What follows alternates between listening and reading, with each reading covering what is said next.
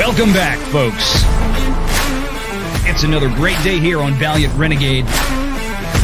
Make sure you hit that like, hit that subscribe, hit that notification bell. Share this sucker out on the social medias. And do leave a comment before you head out today. Because this is where Hollywood comes to get put through the business and financial lens of reality.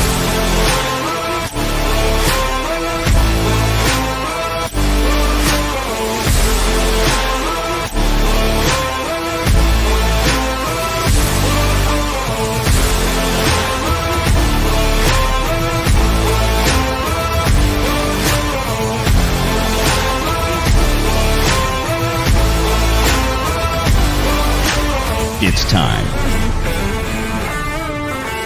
Renegade Online.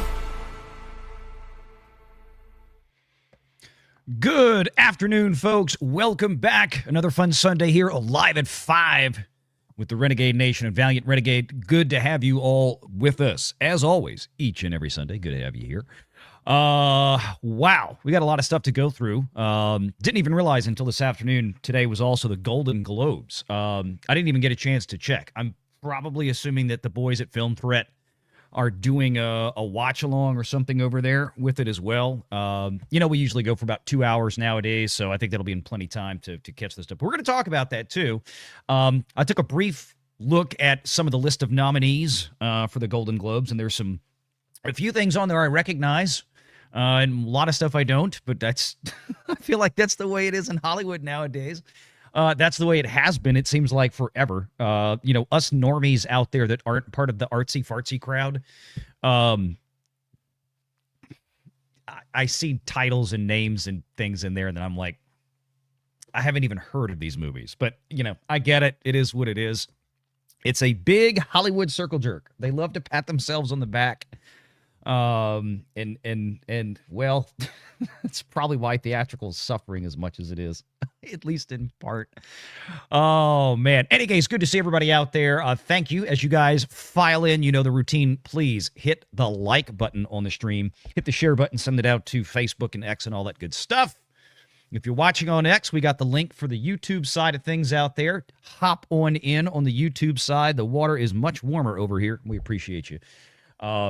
I got a little goofy thing going on with the title music that opens the show during the countdown. I don't know. I just had to renew my subscription where I license all the music from. And in the last couple of weeks, they have copyright struck like all my old live streams. I've got like 112 copyright claims. I'm not even kidding. I just looked at like right at 112. So I have to go, but I've got to email them or something this week. It was like, guys, and they just hit the one from Wednesday. I'm like, what? You had me put in my YouTube channel and tell you which channels I'm using this licensed music on, and it's like I don't know what they're doing. Premium Beat was always really good, and then recently they probably, like every other company out there, they're probably using some measure of artificial intelligence to go in there and pilfer through the annals of YouTube, and obviously it's not working right. So it's just kind of a pain in the butt.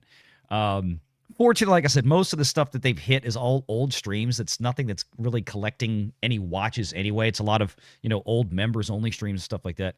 Or at least ones that are now members streams once the live stream goes down. So we'll see what happens. We'll get that fixed up. I'm going to have a couple of new videos coming at you this week. More things to talk about, some things I'm going to save instead of talking about them on tonight's show.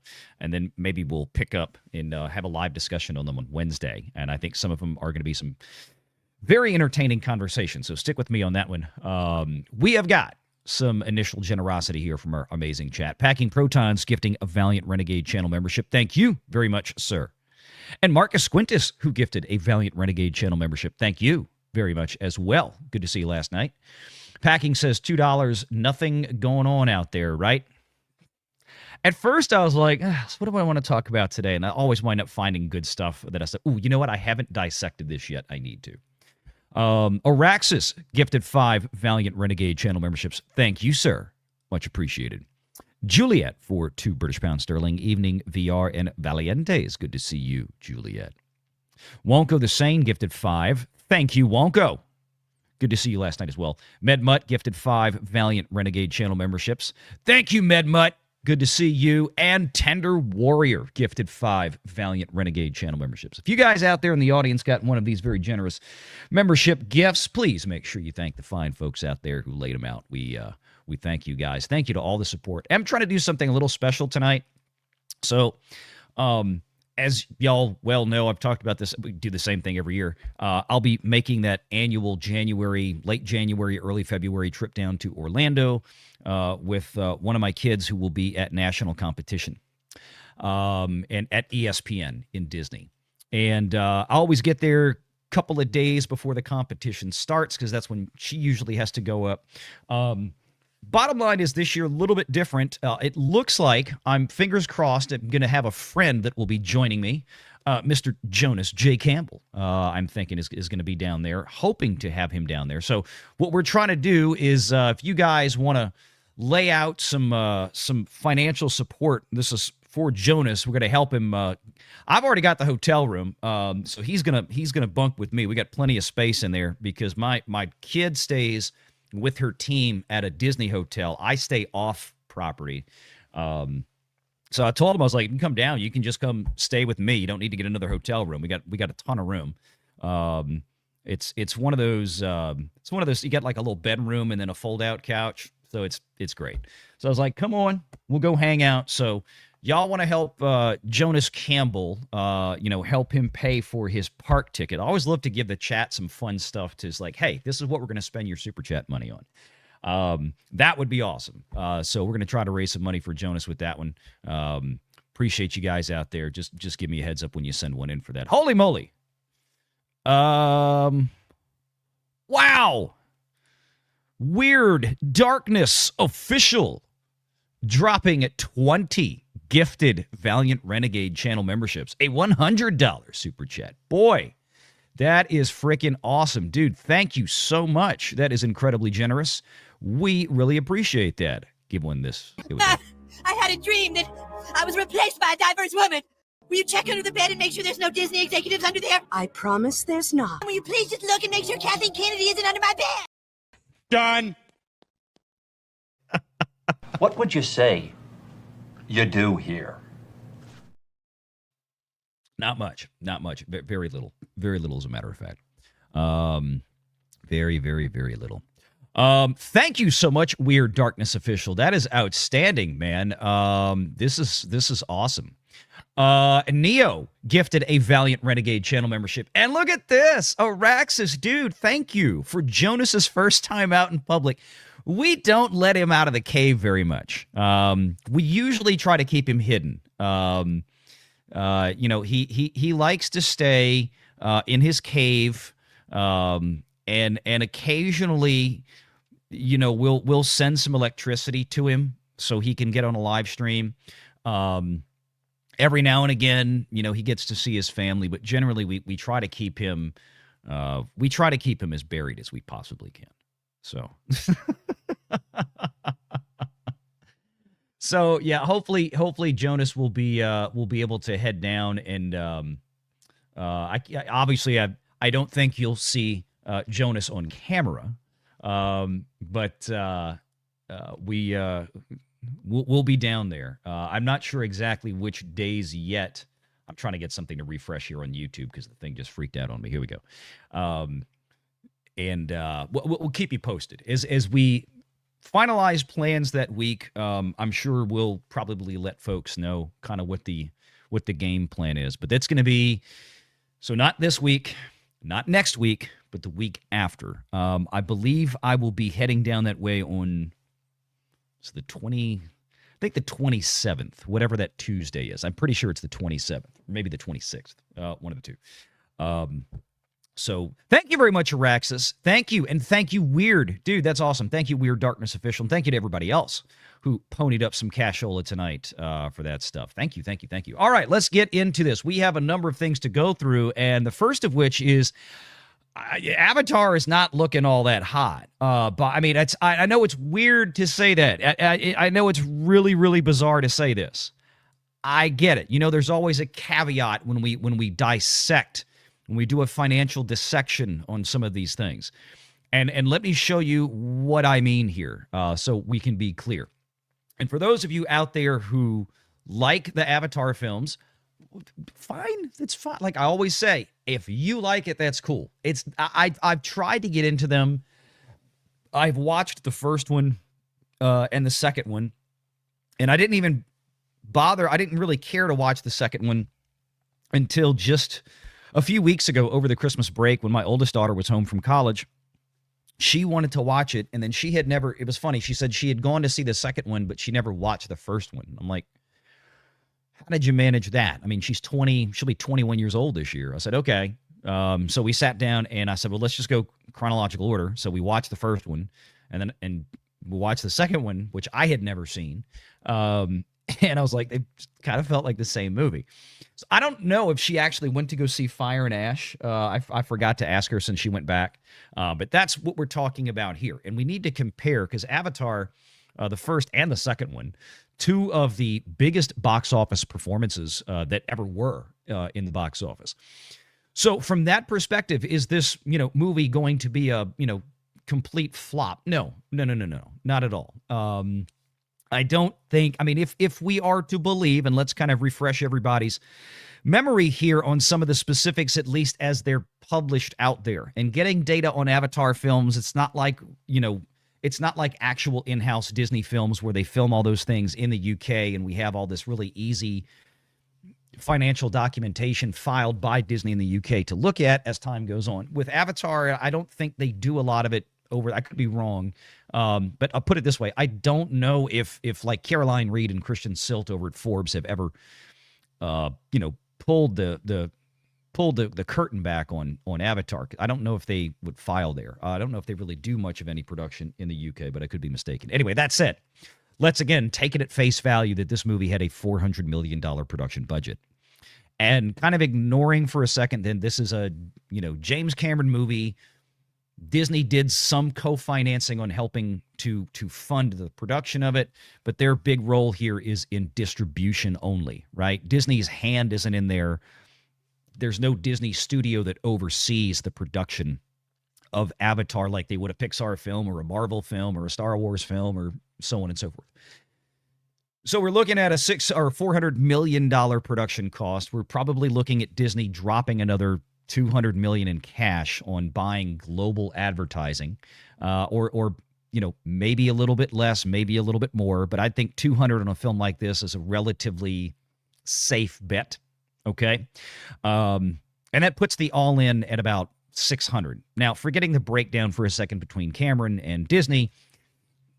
Right now, and again, we continue to remind folks, look, the problem is here. The problem is that literally half the box office, that did not, I'm sorry, I'm getting ahead of myself. I'm thinking Zootopia 2, sorry, is that you've got, you got about 3/4 of the box office here, or 2/3 of the box office, a little more than 2/3 of the box office is international. 138 million of it is from China, okay?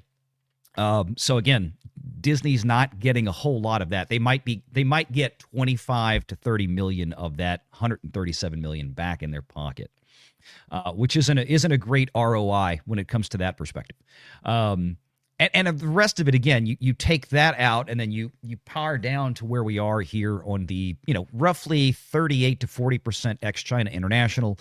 You start realizing that the numbers ain't numbering too well right now. Now, from a marketing standpoint, from recovering distribution costs, Disney is probably going to be relatively fine and dandy there. From a production recovery standpoint, it's still got a little ways to go just because of how much weight is on that international side of things. Then you also compound that, like we always say, when it comes to Avatar, Disney is still going to have to turn around. We talked about this a week ago. They're still going to have to pony up some kind of additional check. I'm sure it was worked out up front.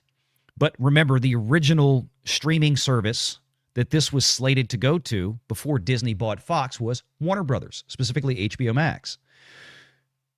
So again, HBO Max did not share this movie with Disney Plus for free a year ago when it was The Way of Water. The same thing theoretically would hold for this one because movies 2 and 3 were basically a concurrent deal. And the fourth one, I believe, as well, because, again, they already shot the first act of the fourth movie. Whether or not Cameron proceeds with that is going to be determined by the performance remaining for this film as it currently stands. Now, what I want to show you is, okay, what has happened in the past week? I want to go back to the box office, and then we're going to show you a comparison chart. I see Pro just hopped in backstage. Give me 1 second here, Pro. Let me get out the facts and numbers here, and you come on in and give us some thoughts on this. If I go down here and I look at this is what should be kind of a bit of a, ooh, that happened. That's not real pretty. Look at the weekly performance. Now, granted, I know that we had Christmas holidays, and I know the holidays aren't in vogue anymore. Everybody's pretty much back at school at this point, obviously. The first week, now remember, we're not talking weekend, we're talking weeks, full 7 days, right? From a Friday to the following Thursday night. Theatrical week. Pardon me, a theatrical week, right? 153, almost 154 million in that first week of release, December 19th. Like we always say, hey, look, these movies tend to leg out. This is not going to be a front-loaded affair like an MCU title. Sure enough, we get to the second week that began the day after Christmas, 112 million for the following 7 days. Only a 27% decline from the first week. 27% week over week. That is a hell of a hold. That's a record level holding, especially for a film that opens up with $153 million. You would be hard-pressed to find any movie out there that opens north of $100 million and only falls 27% into its second week. That is a unicorn by and large. However, week 3 that just concluded, January 2nd through January, I guess it would be the 8th, right? 9th, 10th, 11th, Friday, Saturday, Sunday. Yes. So this January 2nd through January 8th, a 51% drop. That really didn't crest from the first week. And I'm not sitting here trying to tell you that a 51% drop is in the third week is an oh my God number. It's not. It's not. But when you consider 27% now down to 51, and you look at where this movie stands currently at 1.23 billion, what was the number I told you guys after that, second weekend or so, when we could kind of see where maybe about $1.5 billion. I don't think this movie is going to make it to $2 billion. I think a lot of people had that concern. And it's weird to say that we're concerned about a film not making $2 billion at the global box office at the retail level. But when you have a film that costs this much money and it's coming from the lineage or the pedigree of the 2 prior Avatar installments, forget inflation adjustment for a minute, just using raw dollars, it's a big drop. And James Cameron kind of hinted at this. To put this visually here, this is the comparative chart for the 3 films as they currently are. Now, remember, The Way of Water came out 2 years ago, right? So that's relatively recent, right? 3 years ago, 2022. So still relatively recent. However, the first Avatar, we're talking about 16 years ago now, right? From 2009 to the end of 2025. 16-year difference. Look at the first Avatar movie is that blue bar. If you just look at the blue bar on day 24, Avatar back in 2009, and again, this is unadjusted for inflation, was at $430 million in the domestic market, North America, U.S., and Canada. Day 24 of Fire and Ash, which is in theaters now, $342 million. Now, again, $342 million after 24 days for virtually any other movie on earth. This would be a celebration. I don't think that James Cameron I don't think he's necessarily doing a happy dance right now. I'm not saying he's crying in his beer, and I'm not saying he's jumping off of a bridge either, but I don't think he's doing the happy dance. Because you can see these trend lines, how far, it's almost $100 million behind at this same point, the first Avatar film that's not even been adjusted for inflation. If we adjust that for inflation, that $430 million 16 years later today, it's probably a hell of a lot closer to like $700 million or $750 even. It's an outrageous number. But let's look at 3 years ago. Let's look at The Way of Water. Where is that and compared to that? Well, it's even, again, unadjusted, raw, dollar for dollar, $521 million versus $342. That's big. That's $180 million. That's a significant behind I mean, it's almost a third behind. It's again, the breakdown from international to domestic on Avatar with this new film is pretty much tantamount to what we've seen before, right? The international box office is probably twice as big or slightly more than twice as big as the domestic. And when you look at, if the trend lines continue here, we look at weekly box office performance, drop of 27, now drop of 51. Let's assume the drop of roughly 50% kind of holds out from here. Because again, we did shift from having a holiday week, right? People were still off of school. A lot of people are off of work between Christmas and New Year's, right? There's a lot of holidays and time off in there. Now, January 2nd, everybody's back in the game. Let's just say that holds. So the week that started Friday, if that would portend perhaps going from 55 million to about, maybe 20, 55 million to 20 something. I mean, it's another big drop. You look here, January 9th, the weekend performance. Now, it did 21 million. So the weekend performance fell about 50% from the previous weekend.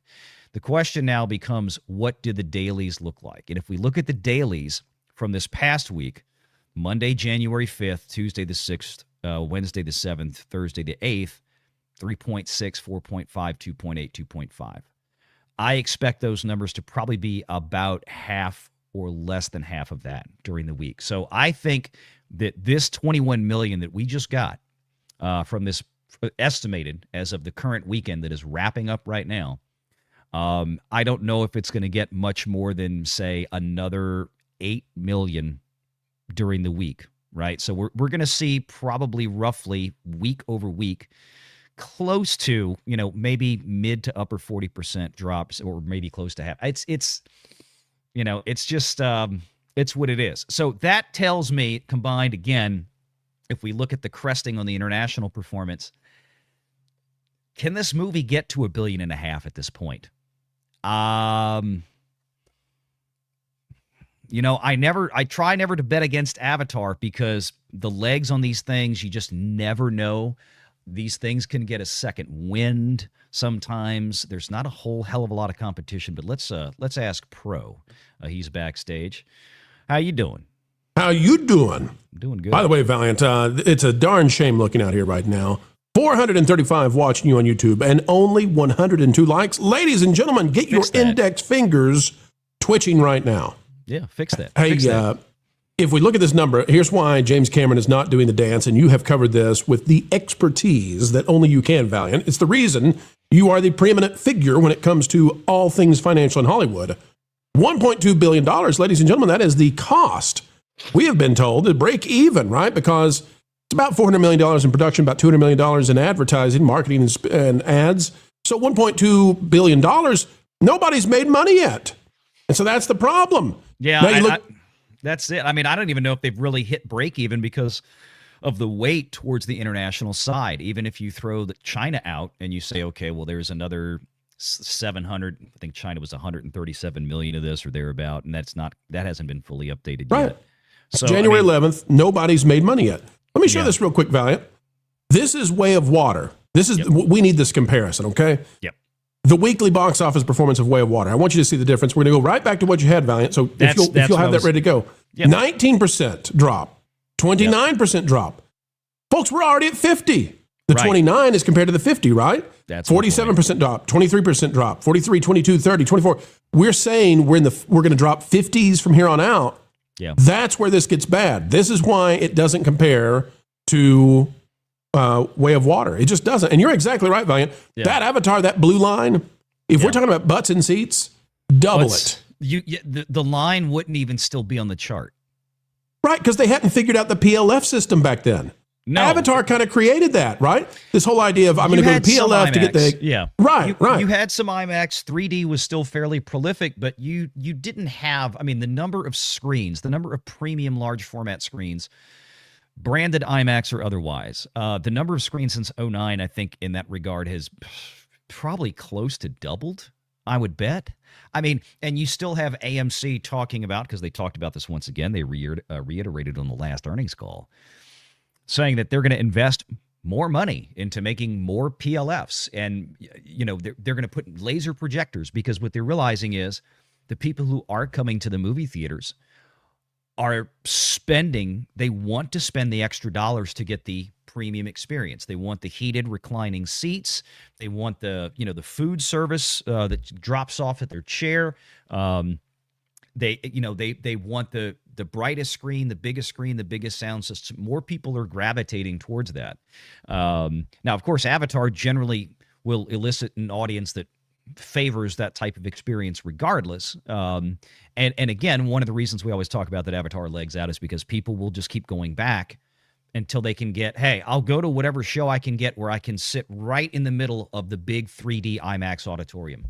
And if I can't get a seat for that show, I'll buy it for another show. Like that's what you're talking about with a lot of these folks. Yeah, and there's a strange thing about Avatar, right? So the strange thing about Avatar is that, at least with the original, this was an experience unlike anybody had ever seen. And so you had people going back and back and back. You actually had this addiction happening to Pandora because in the winter months, in the Northern Hemisphere, of course, it's dark.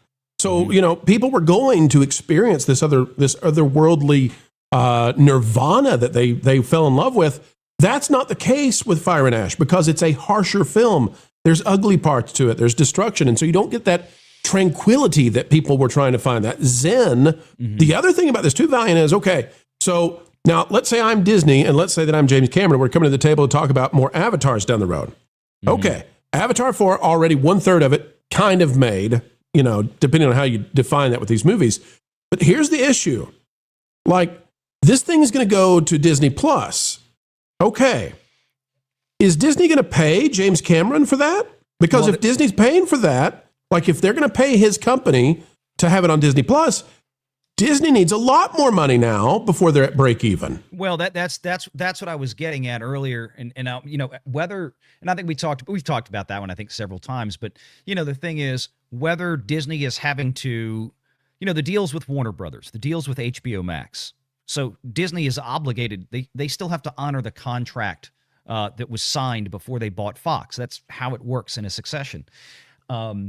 So theoretically, the movie would still have to go to Warner Brothers. Now, I'm sure whatever deal they struck when The Way of Water was coming out to have that shared, so HBO Max would have it and Disney Plus would have it, they probably addressed the future titles as well.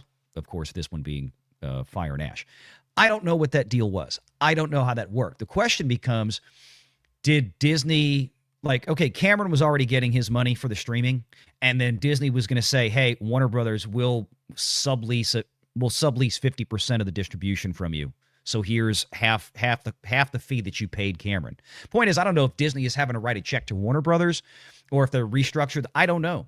That's just one of those things. It's interesting. A lot of people, they're surprised when they hear that Disney, somebody's getting paid. Warner Brothers is not letting this go into Disney Plus for free. Guaranteed. A lot of people are shocked when they find out that Disney Plus pays, let's say, Lucasfilm to have Star Wars stuff on Disney Plus, because they're like, what?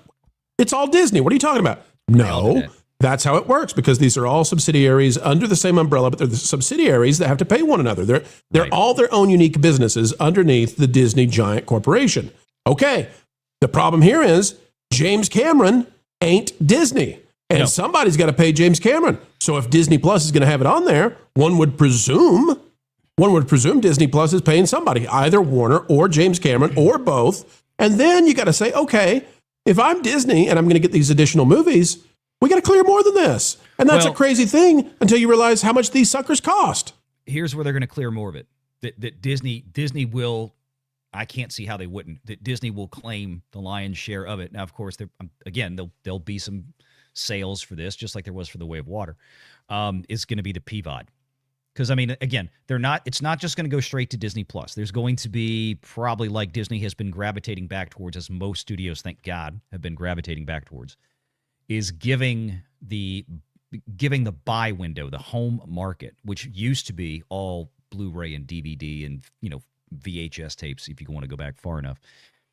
But the big seller is PVOD, right? And especially with a movie like this, where you have that not everybody that goes to see Avatar, obviously, but you've got the group especially that's like the kind of, die-hard Avatar fan. They're going to pony up $29, $30 a copy to download this from iTunes or from Amazon or somewhere. And because Disney would have bought Fox, which they did, Disney would be the one responsible for the home market distribution. And again, separating home market from streaming, those are two different things. So we're talking about physical media, which you can see here if you look at The Way of Water. And I don't know how accurate these numbers are. I don't know exactly what data they gather, but let's say that's true. $24 million, $25 million in physical media sales for The Way of Water. It's probably like $200 million in PVOD download for that thing. Again, we're talking around the planet, remember? So like Universal brags about how much they do in PVOD with Wicked, especially. We knew, for the first Wicked film that came out a year ago, they did, Universal's number, I think, was $100 million in PVOD in like a month or something. It was something ridiculous. The second For Good movie, I think when they released that for PVOD, the estimate was pretty quickly around 70 million. So you can see the kind of money they make after the fact. Now, of that 100 million, they're paying fees to iTunes and everybody else to be the point of sale, and they might be coughing up, say, an average of maybe 20 to 25%, which is why you see these PVOD downloads go for $30 now, because they've already got to pay $6 to $7 of that to iTunes or to Amazon or what have you. So, but the other $22 that remains in this case, that would go to Disney. Now, let me show something, Valiant, that is, there's no better time to show it than right now, and that is what happened when these companies purposefully decimated the Blu-ray and DVD sales and decided we're not into physical media anymore. Whoop, sorry, we're both clicking it. Oh, yeah. Take a look at the estimated domestic video sales on the original Avatar. Yeah. Now again, and this is my unbelievable. Point. You're unbelievable. Right. The physical media, right. And well, because more people are choosing now, instead of obtaining a physical copy, is to simply download it digitally. Right. Which I don't advise, but I get it. The other reason is that, look, if a Blu-ray comes out the same day as it's released on PVOD, then I probably would entice people to buy more of the physical, but they don't do that because they know damn well what they're doing. And just think about this, Valiant. Think about 434 million, and they decided, the geniuses in Hollywood decided, what if we offered that for mostly free? Well, right, for streaming, but for PVOD, no. Yeah, so yeah. That's what I'm saying. That you had 24 million in sales for The Way of Water that was physical, at least according to what I had up a minute ago. Right. Well, what you got to ask about is, okay, let's go back to yours. Yeah. This is Way of Water. What you got to question yourself about is, okay, that's a gulf of what? 380? Yeah. No, 434. Okay, that's a gulf of $400 million. Mm-hmm. We got a $400 million delta here. Mm-hmm. Did they make it up in PVOD? I'm going to say they probably didn't get $400 million in PVOD. Look, I don't. You never know with these things. You never know. Now, here's the other thing you have to remember too with PVOD, is that you think about when they sell a physical disc. Go back to 2009, right? They sell a physical disc. You walk into Target or Walmart or Best Buy at the time, people that still had them, you go pick it up off the shelf. You'd buy that brand new Blu-ray for, if it was Avatar or something. Disney, I know where you're going. This is a great point. I'm willing to hop on your side pretty quick. The point you're making here. Well, the point is that they're still paying that retailer probably a 25 to 30% takedown on it, right? Yep. That's number one, and then number two, the cost of physical production. The cost of, we have to make all these we have to design the case, we have to put all the stuff on the case. Yeah. We have to make the discs. Oh, it's Avatar. It's a 2-disc or a 3-disc set. There's time to produce all that. It has to be physically delivered to all these locations. There's a lot of additional processes and costs in that chain that don't exist now. Right. So you've probably, just in that alone, you've probably taken $100 million off. Yes, I would say probably something like that, because again, with PVOD, it's on iTunes. Everybody opens up Amazon or iTunes or something, when they go, if they're downloading digital movies, they're going to something on a routine basis to watch their digital acquisitions. As soon as they log into that site and this movie's available, it's going to be front and center right in front of their grill. You want this film? $29. They're going to click it. And the other thing Disney is going to do, just like I think the first big one we saw that this happened with was Paramount a few years ago when it came to Maverick. Remember they put Maverick out, they left it in theaters for 5 months or whatever it was. I was a big fan of it. I love that strategy. What was the first thing that happened? They dropped it on PVOD. And was that Labor Day? I think it was around Labor Day they did that, right? It was later than that, I think. I mean, the PVOD window itself was like a month. And then they released physical. And then it was a few months after physical media dropped, following a month of PVOD, then they finally got it on Paramount Plus. So in other words, people who loved the movie like me bought it when it hit PVOD because I wanted to see it as soon as possible. And then I turned around and went and bought the physical copies, which came with a digital copy again.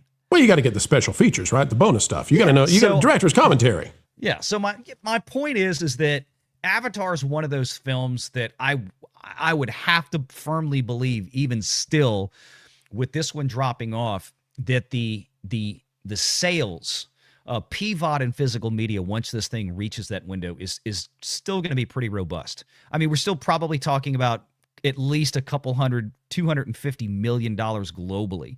I would not at all. I'd be surprised if it wasn't at least that.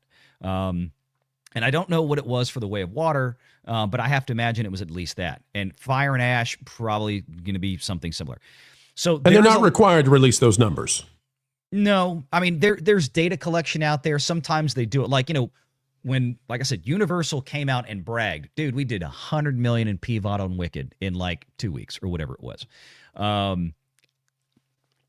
Yeah, I would love to see Disney come out and drop that ball, because look, even if it's not as big as the last one, it's still going to be one of the biggest digital sellers that exists.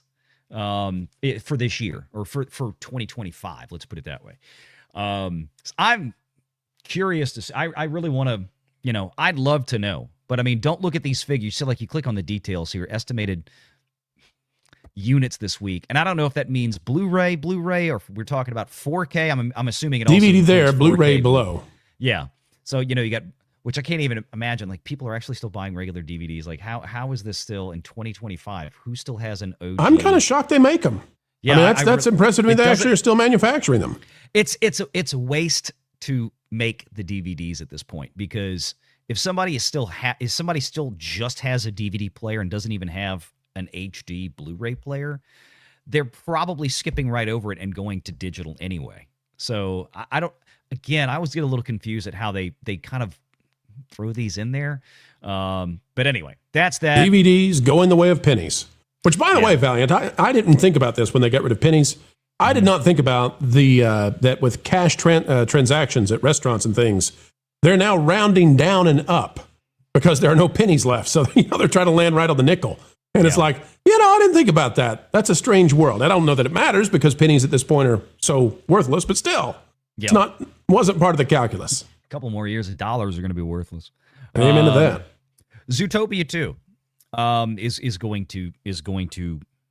is going to beat Avatar, and I think this is what's going to probably be a factor in Cameron's decision. Again, if you're James Cameron and you're expecting your movie to be the biggest thing of the year, and surprise, Zootopia's performance is exceptional, and again, China is 600 million of this, which is insane. Which by the way, so if it's 600 million, this is what people don't understand. Disney's bringing home 100, right? Right. Yeah. This is the equivalent of making $200 million in the U.S. because of how much China holds. I mean, so Hollywood can chase them. It takes this kind of record-breaking experience for them to have a blockbuster in China that makes sense with the kind of sense that's coming back to the U.S. Yeah, it does. I mean, I'd say, at least probably around 120 million of the 600, about 20%. I mean, usually that's kind of on a low tier. We don't know what's changed in the last couple of years because, again, it's very difficult to know what because obviously China doesn't exactly share information with the world. Well, I thought Beijing was transparent. What are you talking about? Yeah, it's transparent as a mud puddle. What are you talking about? They love them in Minneapolis. They love them in Portland. Yeah. Oh, I'm sure.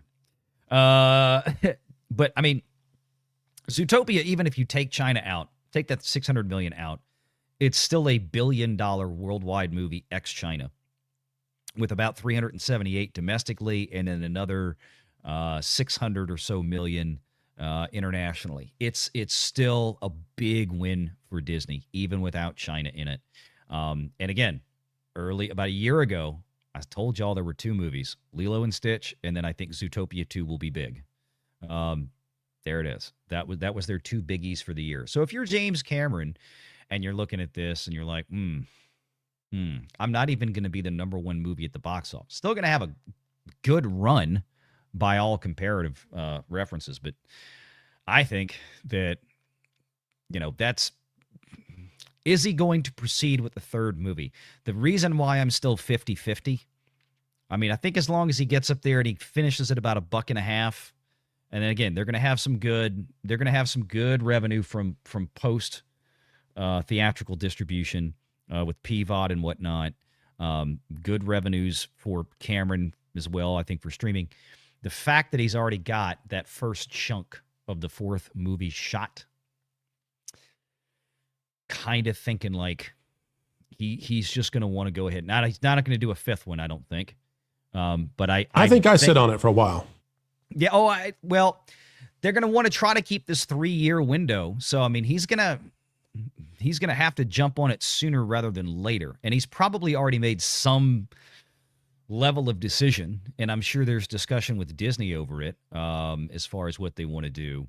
But again, it's but for the fact that, that this movie costs as much as it does. Right. Obviously it's an easy decision. Yeah, you make another one. But if the last one made more than $2 billion, and it did, and if this one's going to struggle to make $1.5 billion, and it will, looks like. If I'm James Cameron, right now I've got good headlines. Right now I can walk away from this, and I don't need the money. So if I'm James Cameron, I'm thinking, and maybe Disney too, I'm thinking this fourth one, if we drop the same amount, we're going to struggle to make $1 billion. And I don't want to be giving interviews explaining why we struggled to get $1 billion. Also, if I'm Disney, I'm looking at this and I'm saying, we spend a god-awful amount of money on these Avatar movies. This guy gets a ton of the cash back before we ever do.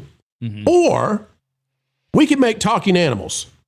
And every time we make one of these freaking talking animal movies like Mufasa or Lion King or Zootopia, Chinese people buy these suckers up to the point, Valiant, I don't know if you heard this, the pet stores in China have started selling pit vipers now because there's an Indonesian pit viper that Ke Huy Quan plays, and parents are literally buying their children blue Indonesian pit vipers. I don't recommend it. I bet they named them Fluffy, but they're buying those in China. It's a real thing. It's insanity. If I'm Disney, I'm thinking, you know what? If these people will buy Indonesian blue pit vipers for their children and they will go and watch this over and over and over, we'll give them all the talking animals they can handle, baby. We got talking animals coming out of our ears over here at Disney. I'll probably in the next, I'm surprised we haven't heard it yet. If maybe we have and I just missed it, but they're going to announce a Zootopia 3 within the next few weeks. I bet we get 3, 4, and 5, and I bet it won't take long. They're going to rapid fire those, and every talking animal property, Oliver and Company, live action remake, baby, send it to China. Here we go. Oliver's not in New York anymore. We're going to do it in Beijing. We're going to do it in Shanghai. I don't care. Make that Chinese cheddar. Yep. Speaking of box office, look ahead to 2026, and certainly one of the most anticipated titles. And I didn't get to cover all these little tidbits last week, and I'll have some more coming up this week. We'll do some videos. If you say anything other than Godzilla minus, a Doomsday. Okay. All right. We'll talk about that instead. Even Bellany is on my page and a lot of our pages. Matt Bellany is Avengers Doomsday will not be number one, meaning it will not be the biggest movie at the box office next year, in his opinion, or this year, 2026. It's odd how many people assume the record-setting history of Disney's Avengers movies, nearly $6.5 billion over 4 films, including $2.7 billion for Endgame in 2019. automatically means that December's Doomsday will perform similarly. No offense to Marvel's Kevin Feige, who essentially threw up his hands and paid a fortune to bring back Robert Downey Jr. and the gang, but those days are over. Ooh, look who agrees with what we've been saying. The Marvel tent has become much smaller, and the storytelling during the past 7 years hasn't exactly generated excitement for a big Russo-directed team-up. We're now left with a nostalgia play, which Asad Ayaz and his Disney marketing machine are already playing up in heartstring-tugging ads, and we've seen some of the trailer stuff. That's not nothing. I'd still bet this movie does somewhere between 1.25 and 1.5 billion worldwide. There it is. That's what I started thinking. I mean, we talked about this before. I said, the movie should hit $1 billion, but I don't know how much it really gets beyond that. And that's a problem. That's a big problem because boy, they spent some freaking money on this. Probably the most expensive movie ever made. Yeah, it can't make that much and break even. There's no way. This thing probably is costing, because we know how much it cost them to make Rise of Palpatine. Yep.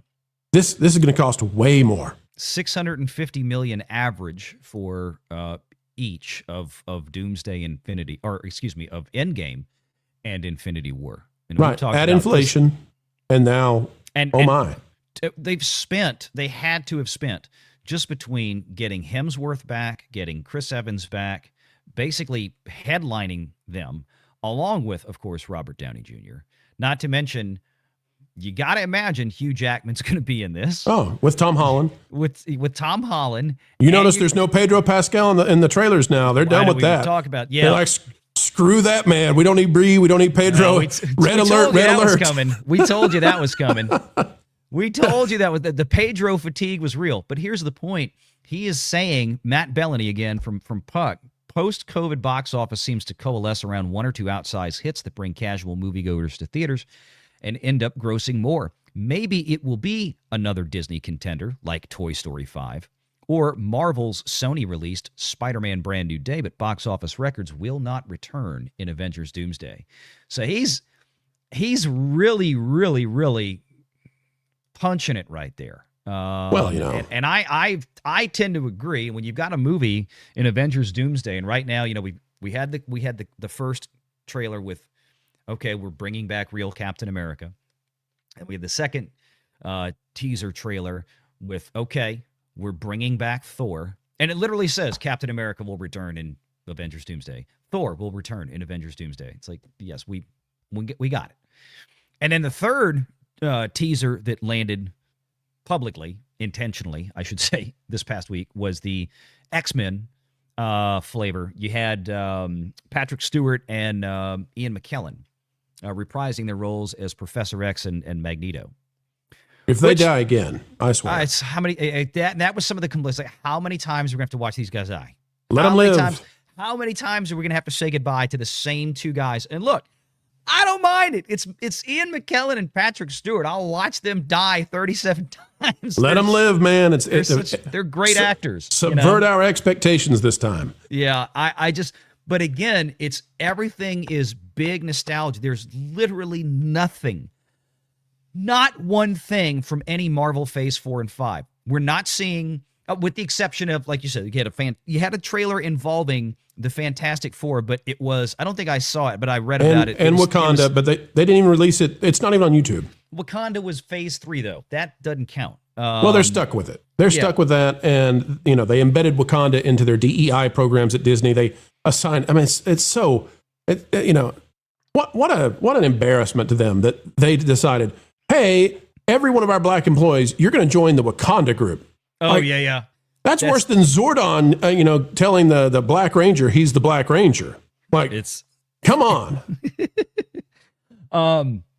I look, the latest trailer that we were not supposed to have seen yet or something, I don't know, with it featuring a Fantastic Four character. I think it was it Ben? The Thing. It was The Thing. Okay. Yeah. So it was Grimm, and that was anybody else in it? None of the Fantastic Four. It was just female Black Panther, and then the dude. I don't know their names, but the dude that is supposed to be maybe the next male Black Panther. Well, this is my point. It's like, okay, that one, let's be honest, doesn't sound like there's any real big wow factor in it. It's not like, oh, confirming Steve Rogers is Cap and he's back. Oh, confirming Thor is back. Oh, confirming that, X-Men, oh my God, it's Patrick Stewart and Sir Ian McKellen. The fourth one kind of sounded like a dud. And like you said, out of all the we're going to remind you that we just had this Fantastic Four movie, right? Yeah, because nobody saw it this summer. No Pedro. No. It's like we're going to put a Fantastic Four character in this teaser trailer, and it wasn't Pedro Pascal. It's like you said, what does that tell you? No Miss Marvel. No New Avengers. No Pedro. No Eternals. No Thunderbolts. Yeah. No, we can go through it. No, Hawkette. Hawkette. Yeah. No Girl Thor. No Agatha All Along. I mean, they dropped, basically it's as if you erased everything that happened the last few years. The Kevin Feige era. This is the Ike Perlmutter show. Let's just go ahead and call it what it is.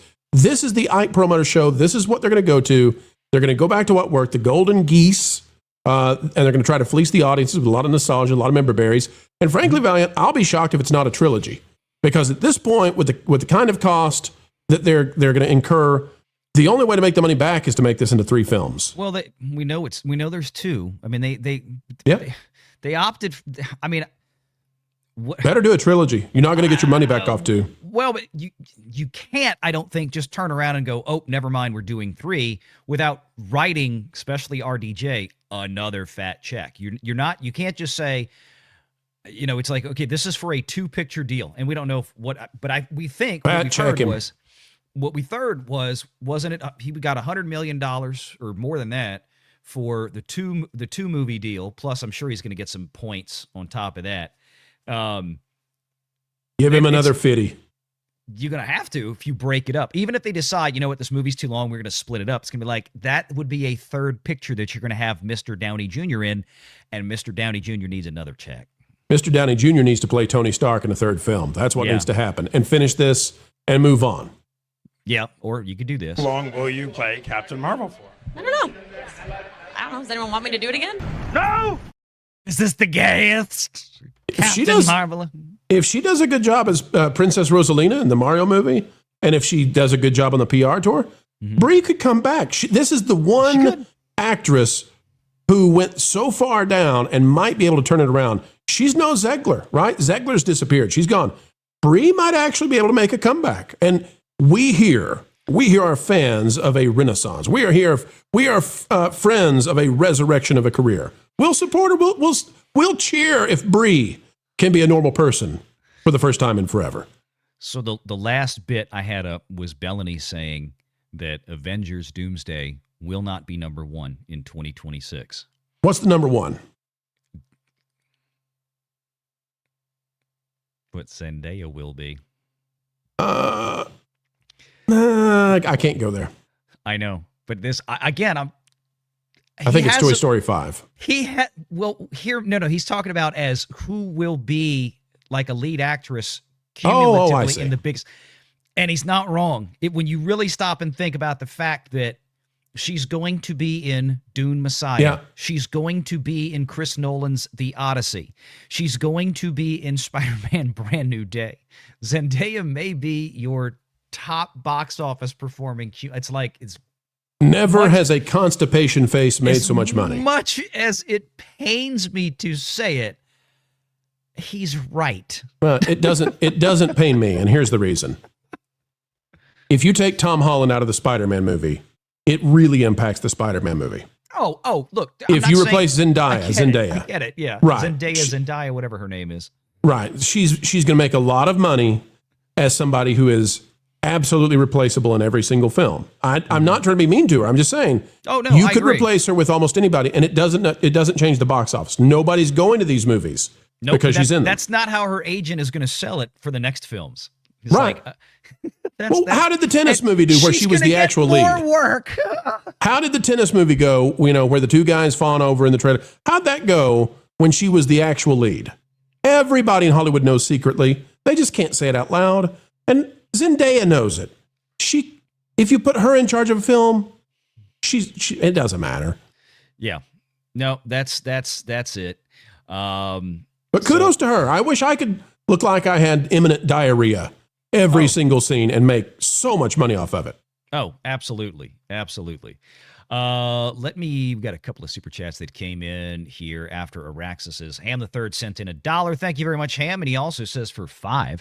Here's my question in theater experience enhancements. When are we getting to holograms? Let the Wookiee win. I love this question. Permission to go on this one, Valiant? I've got some answers here. Yeah. Ham the Third, here's your answer. James Cameron really wanted theaters to go into 3D without the glasses. Mm-hmm. And they wouldn't do it. The theaters have to shrink a little bit to make that happen, and you have to keep your head still. And there were just some problems, and it really will make you nauseous. It's not practical yet, yeah. Right. You can do it in a home theater setting, but it was really expensive for the theaters, and there were problems like if you were to move your head, you get really nauseous. Okay. As far as holograms go, I don't think we're ever going to go to holograms. I think that where we'll go eventually, like in a decade to 2 decades, is our virtual reality headsets that are much smaller, much less cumbersome, and resolve a lot of these problems. And I think you'll do that. I think you'll watch an NBA game if you want to. Why would you really want to watch an NBA game after Doc Rivers and Steve Kerr are saying what they're saying? But if you were so inclined, you could be courtside and sit there, and it would look just like real. But holograms, that's essentially sort of an analog augmented reality system. And I just don't know that that's what people are interested in. I think it's a fun idea in Star Wars, but in the real world, I don't think holograms, other than if they want to put dead celebs on stage again, but I think that's a little creepy. So I hope we don't do that either. That would be nice. Yeah, let's. Yeah, no, I know, and that's look. 2-dimensional, big screen. You want the 3D experience, go to the 3D, put the glasses on. If you're like me, even regular 3D, I can't do it. It gives me a splitting headache.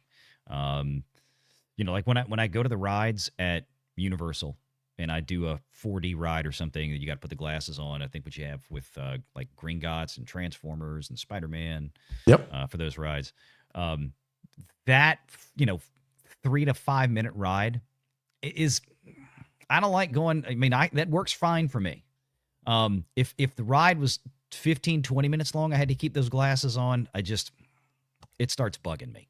It's a problem. Yeah. So and the VR headsets aren't ready either. I mean, I put on one of the highest tech, I don't even know what it is, but anyway, I got to try out one of the leading cutting edge technology VR headsets. Apple VR headsets. I had a headache pounding, and I'm like you. I felt sick after about 20 minutes, and I said, this is not ready for prime time yet. But they will be one day. They'll get there. No, I didn't want to fiddle with that.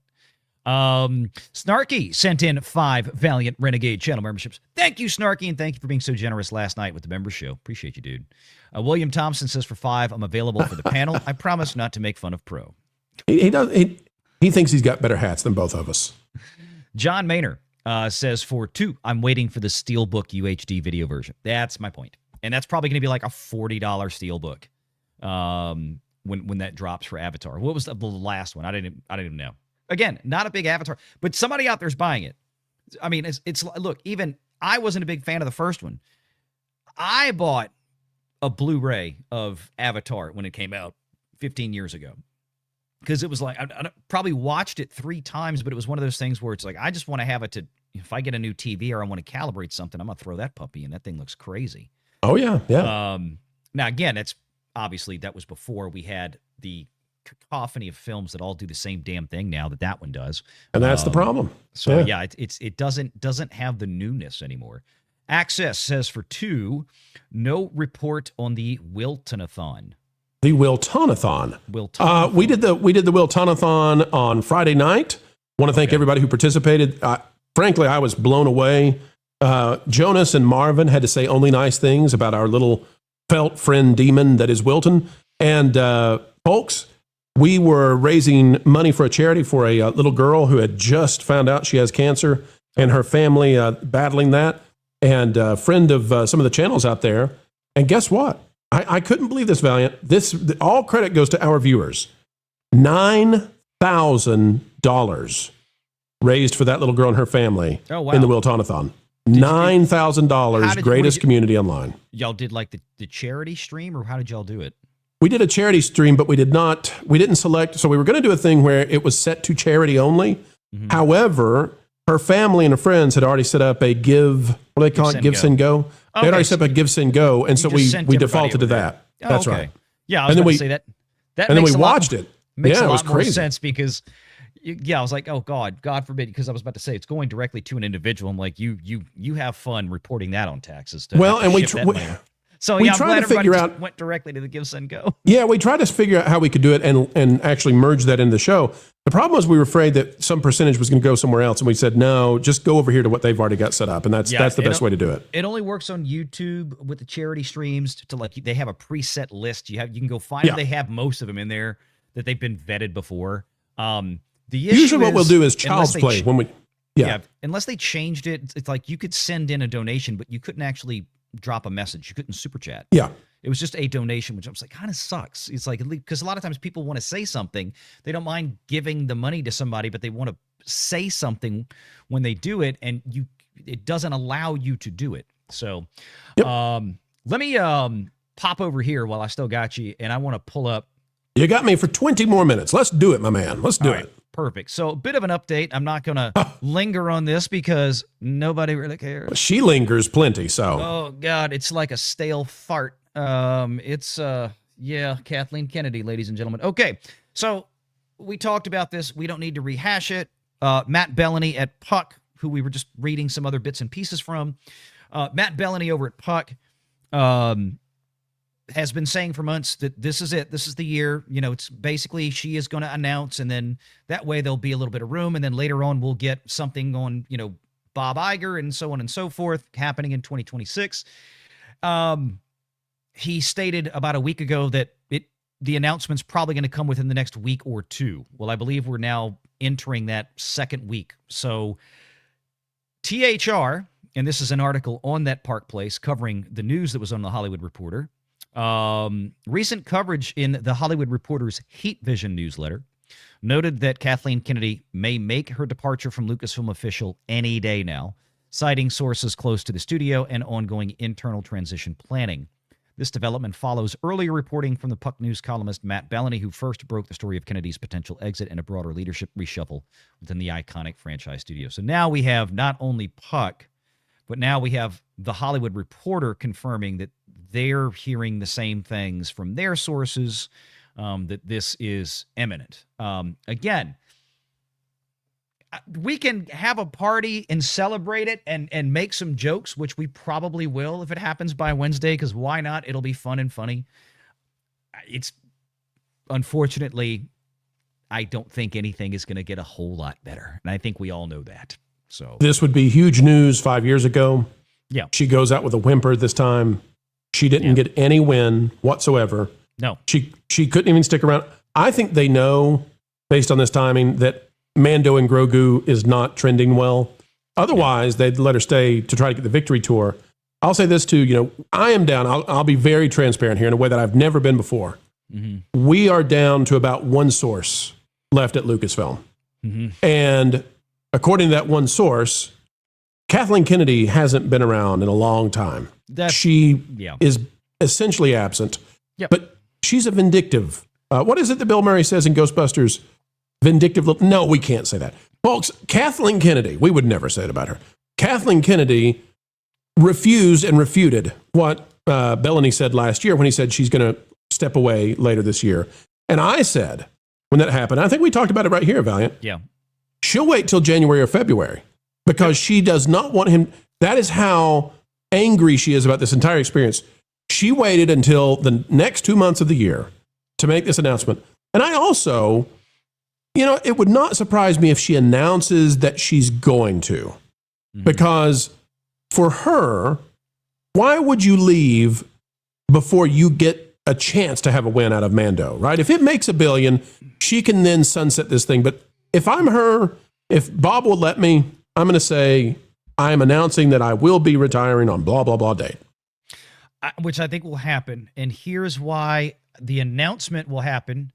She'll say that I am retiring. We don't know my last day at Lucasfilm will be blah, fill in the blanks, but there will be an announcement that this is a done deal. I think the reason that you do this now, and for the reason you just said, with Mando and Grogu coming out in May, right?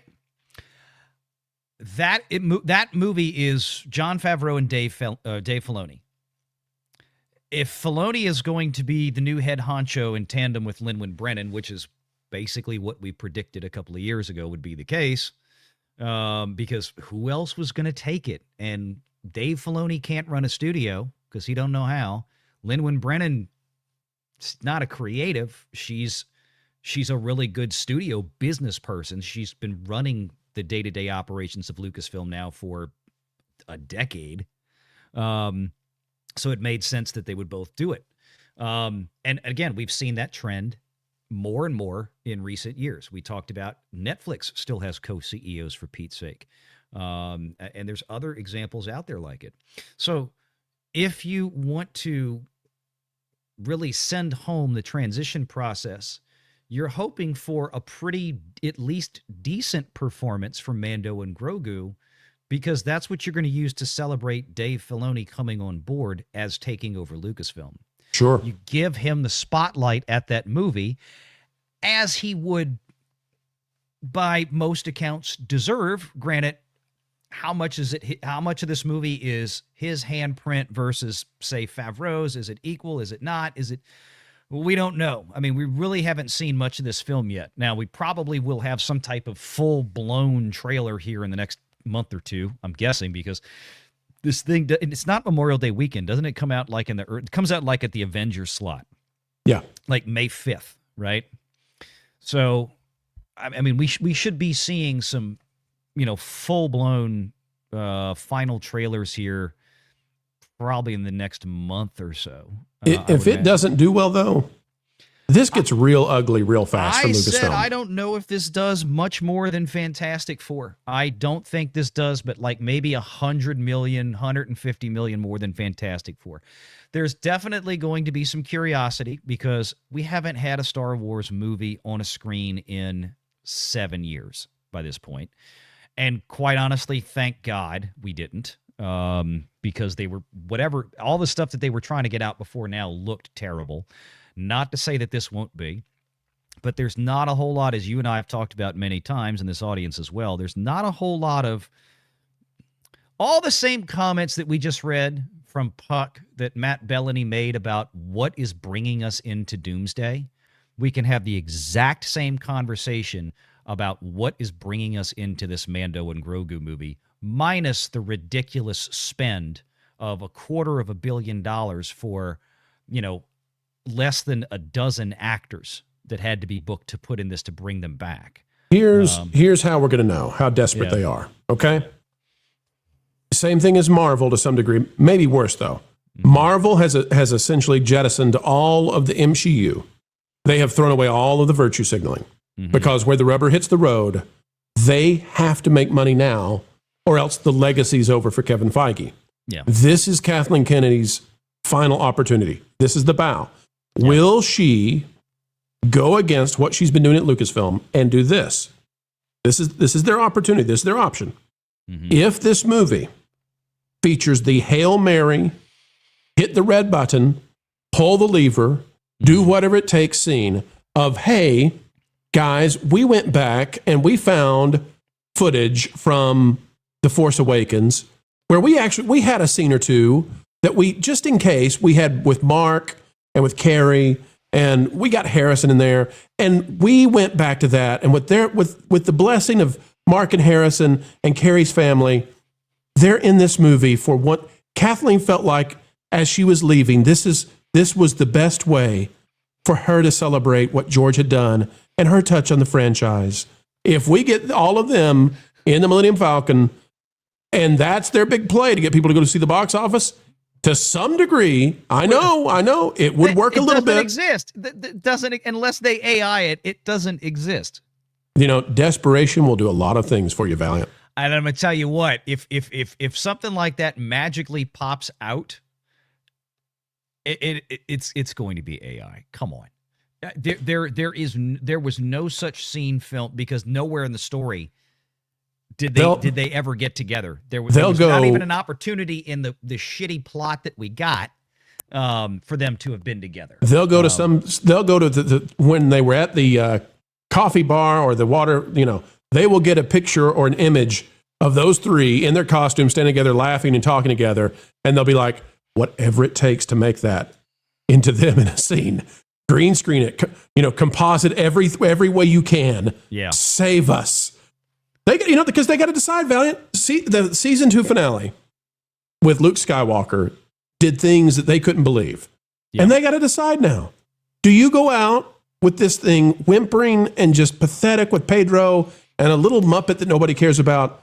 Or do you put Luke back in? And if you put Luke back in, do you put the other two back in? Do you do it? And if you do it, you'll be rewarded at the box office.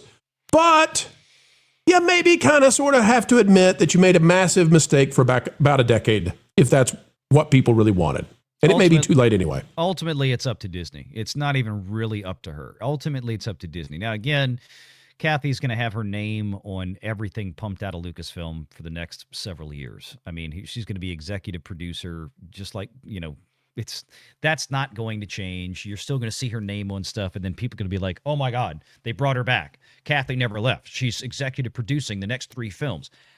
It's like George's name is still on there. He doesn't have a damn thing to do with them, but he still gets executive producer credits. Gets angry every time he sees his name on there. Right. It's like, well, he gets angry until they cut him a check because they still have to, Producers Guild, they still have to pay him, that whatever.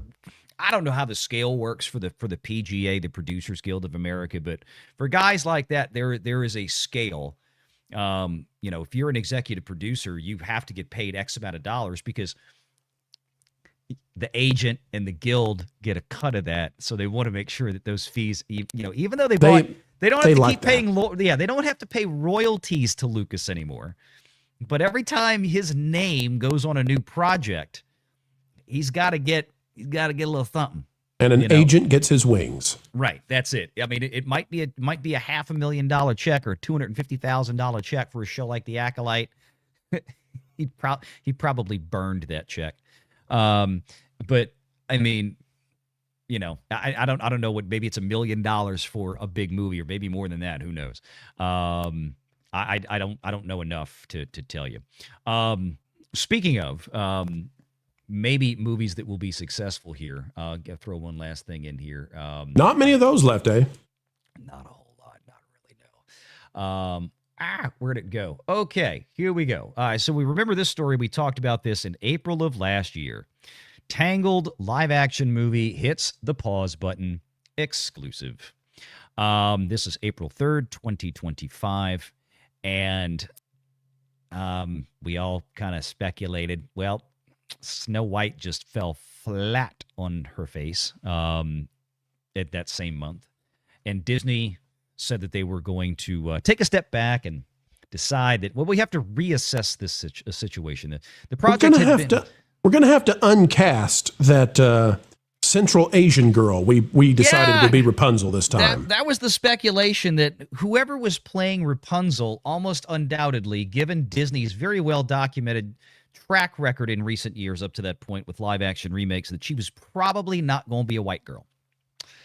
And probably following a far less than happy performance with The Little Mermaid, which they race swapped, and then Snow White, which they race swapped to as Disney's DEI department has referred to it in internal memos, white passing is acceptable, and that's why we got Rachel Ziegler, and now we're things have changed. But one of the things that hasn't changed, this is what I want to talk a little bit about too.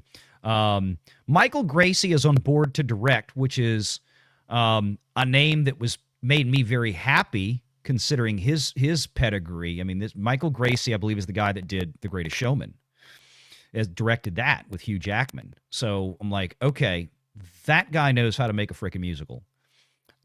Jennifer Caton Robinson, Thor: Love and Thunder. That's what's going to happen to this script that we don't know. Now, the reason we bring this story up is because those two people, the director and the writer, have not changed.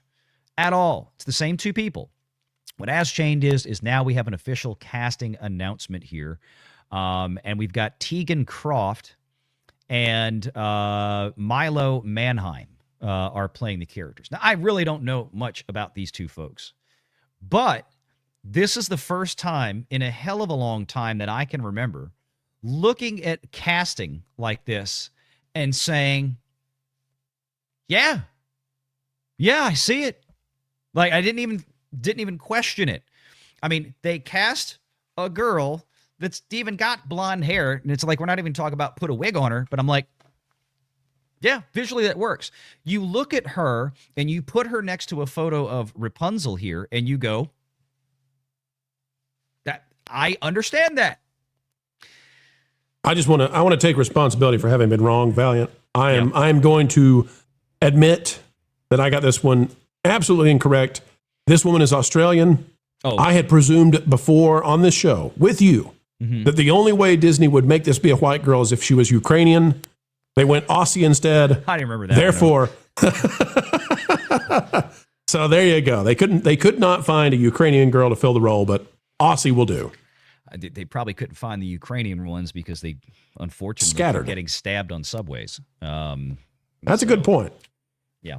But I look at this and I see what Disney obviously got the memo. And I think that's the biggest part about it. I think this more or less confirms what everybody was hypothesizing last year, because it's obvious enough to say, okay, Snow White completely tanked. And this was just getting off the ground. This was in its nascence. I mean, it had been greenlit, but we didn't even have allegedly, well, there was no cast had yet been announced. What we have to imagine is that at that point, the only reason I could see to stop this and then start it back up a few months later, you didn't change the writer.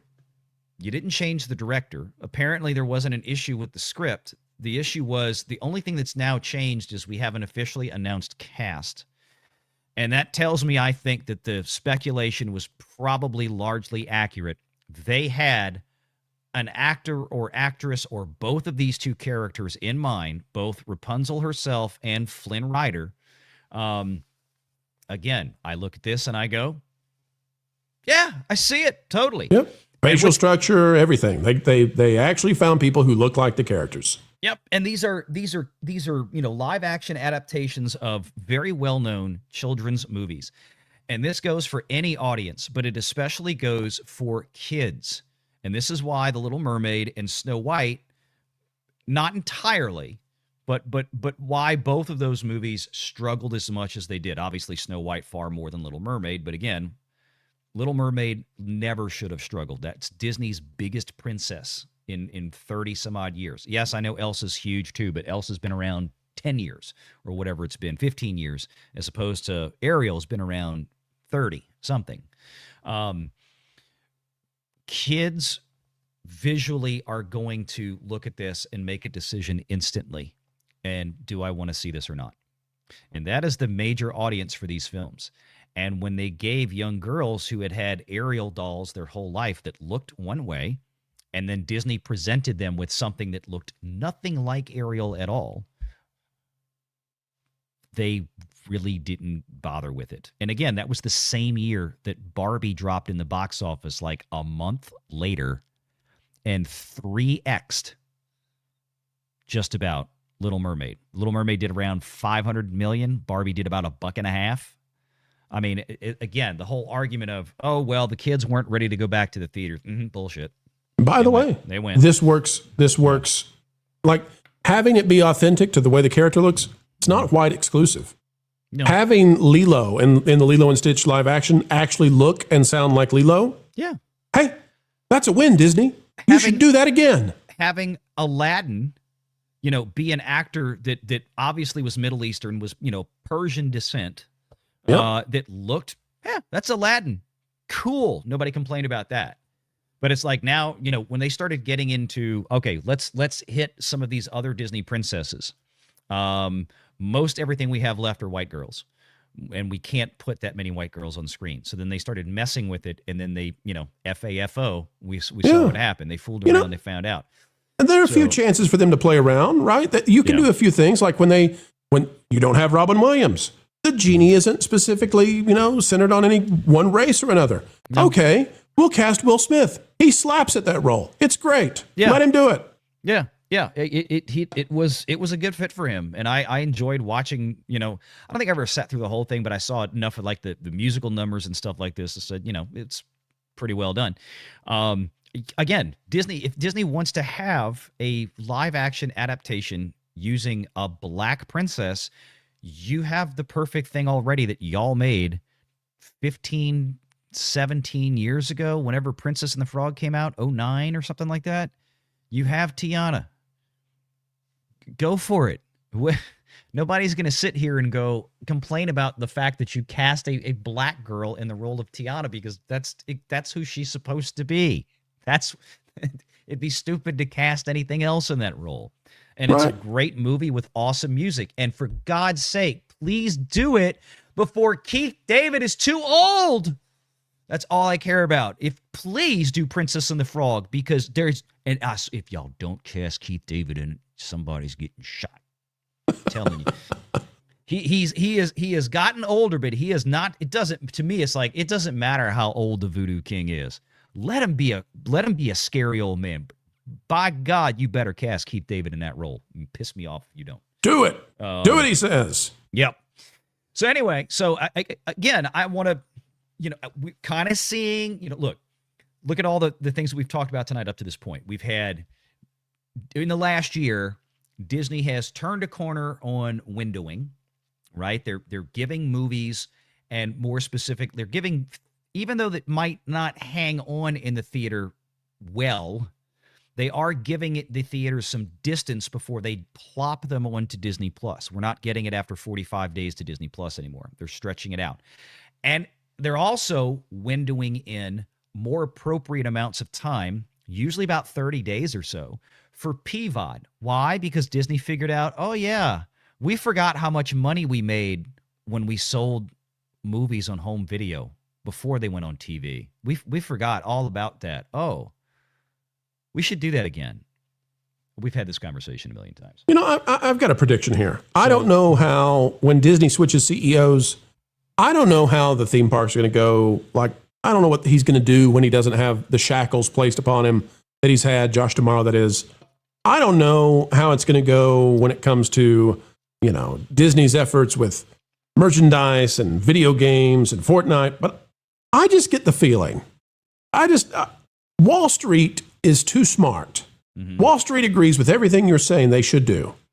And I can't imagine that Josh D'Amaro is going to sit there like Bob Iger has and fight Wall Street for, these artistic decisions or these virtue signaling kind of vapid maneuvers.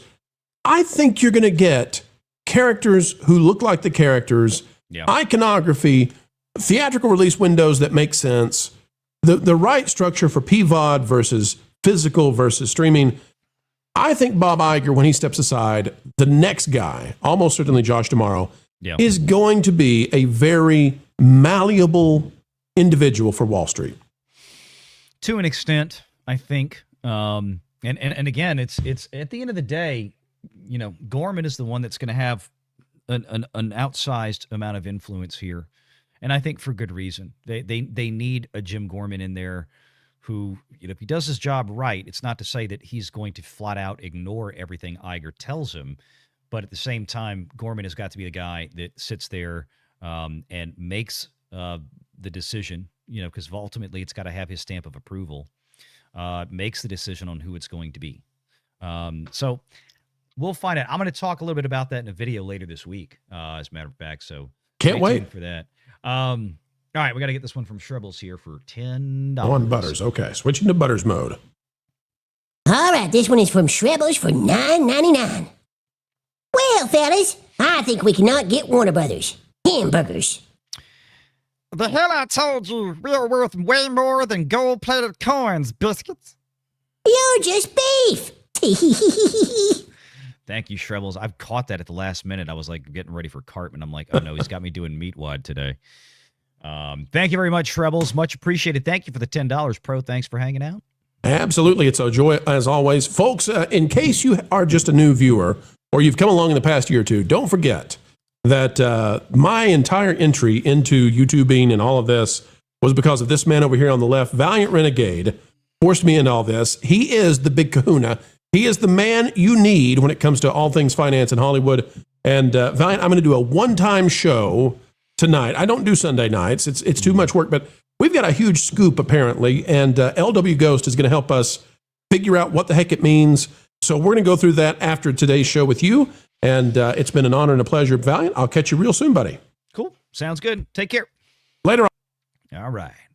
Archer Merchant says for 5, not quite the topic, but extreme behavior over no diverse cast reminds me of Keir Starmer being embarrassed that the UAE is no longer financing education in the UK. I saw this story. I didn't read the whole. I read some of it.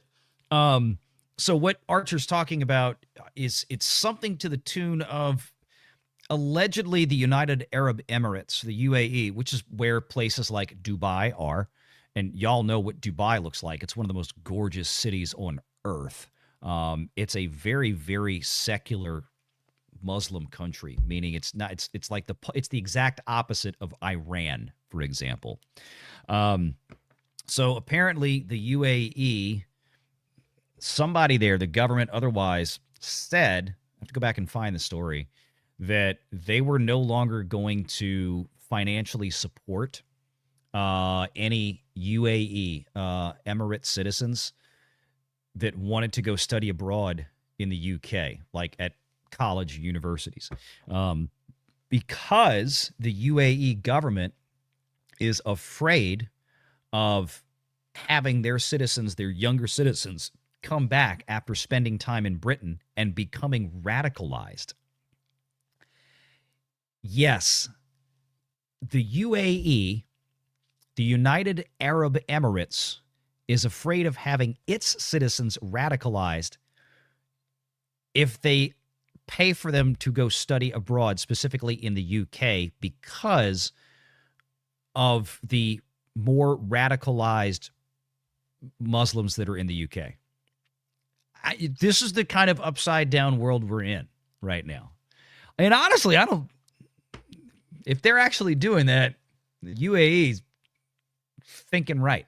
I totally understand what they're doing there.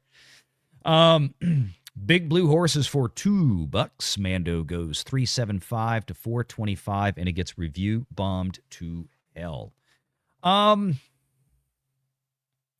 Big Blue, are you talking? I'm assuming you meaning global, right? If Mando finishes at anywhere around those numbers, that is a disaster. That's a mess. That is a complete failure to relaunch Star Wars.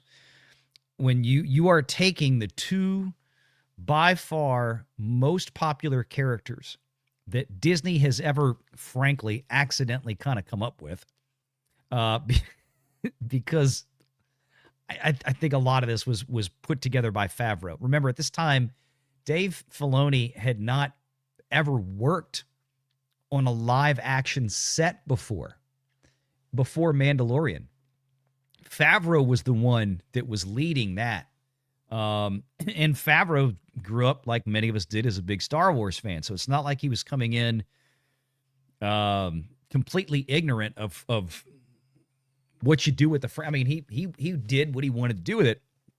So I don't know how much of coming up with the Mandalorian and coming up with a baby Yoda, Grogu, how much of that was Favreau versus how much I suspect it was probably a little bit more Favreau.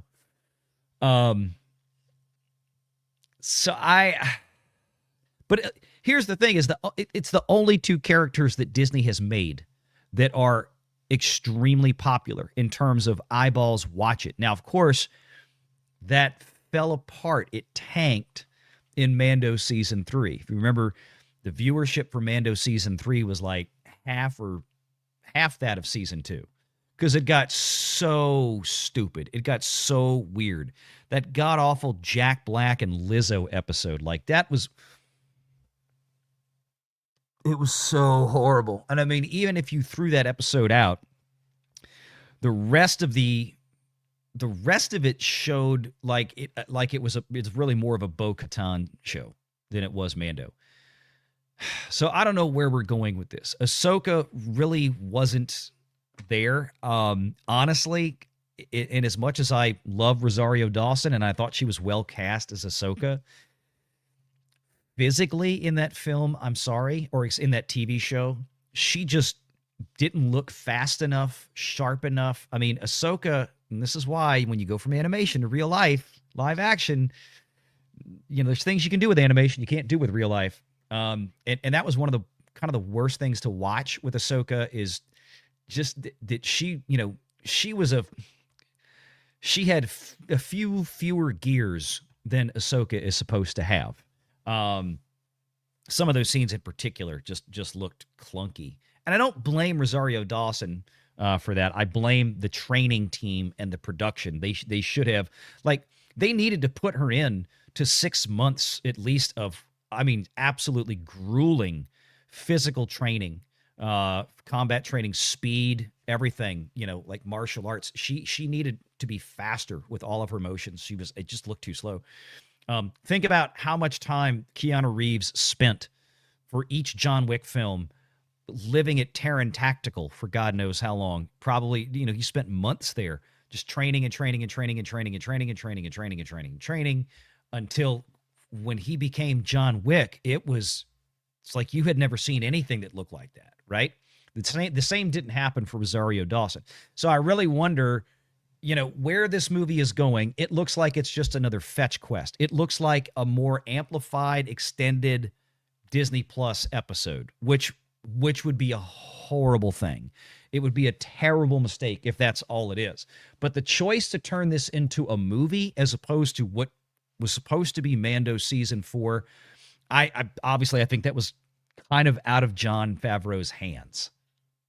That would be a Disney decision at that point. So, but if Mando turns in a performance of 400 million globally and that's where it drops dead, then that Sean Levy movie that allegedly is going to bring Rey Skywalker, Palpatine back. Bitch.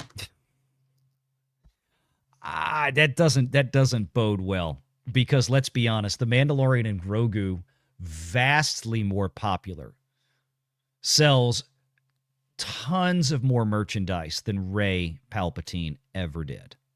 And it's not even close.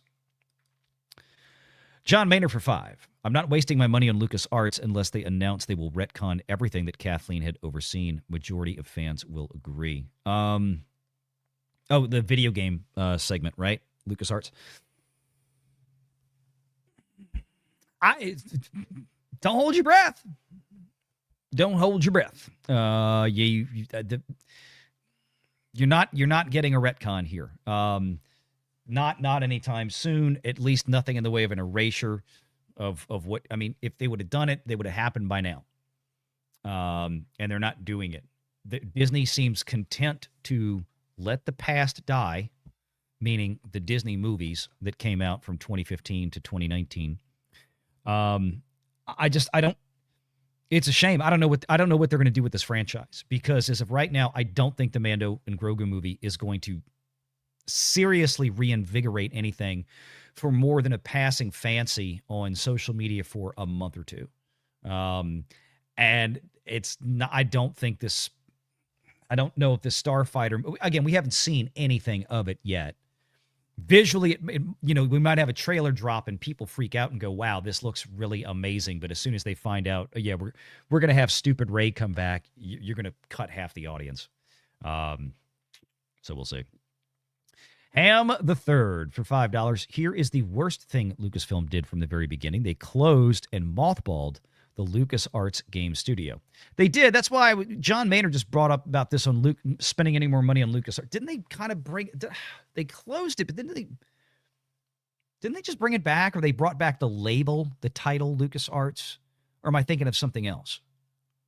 I'll be damned if I can remember, but I feel like I read a story not terribly long ago that had that. And I could be thinking of something else. Thank you, Ham, and thank you, John. USS Cushing, I said,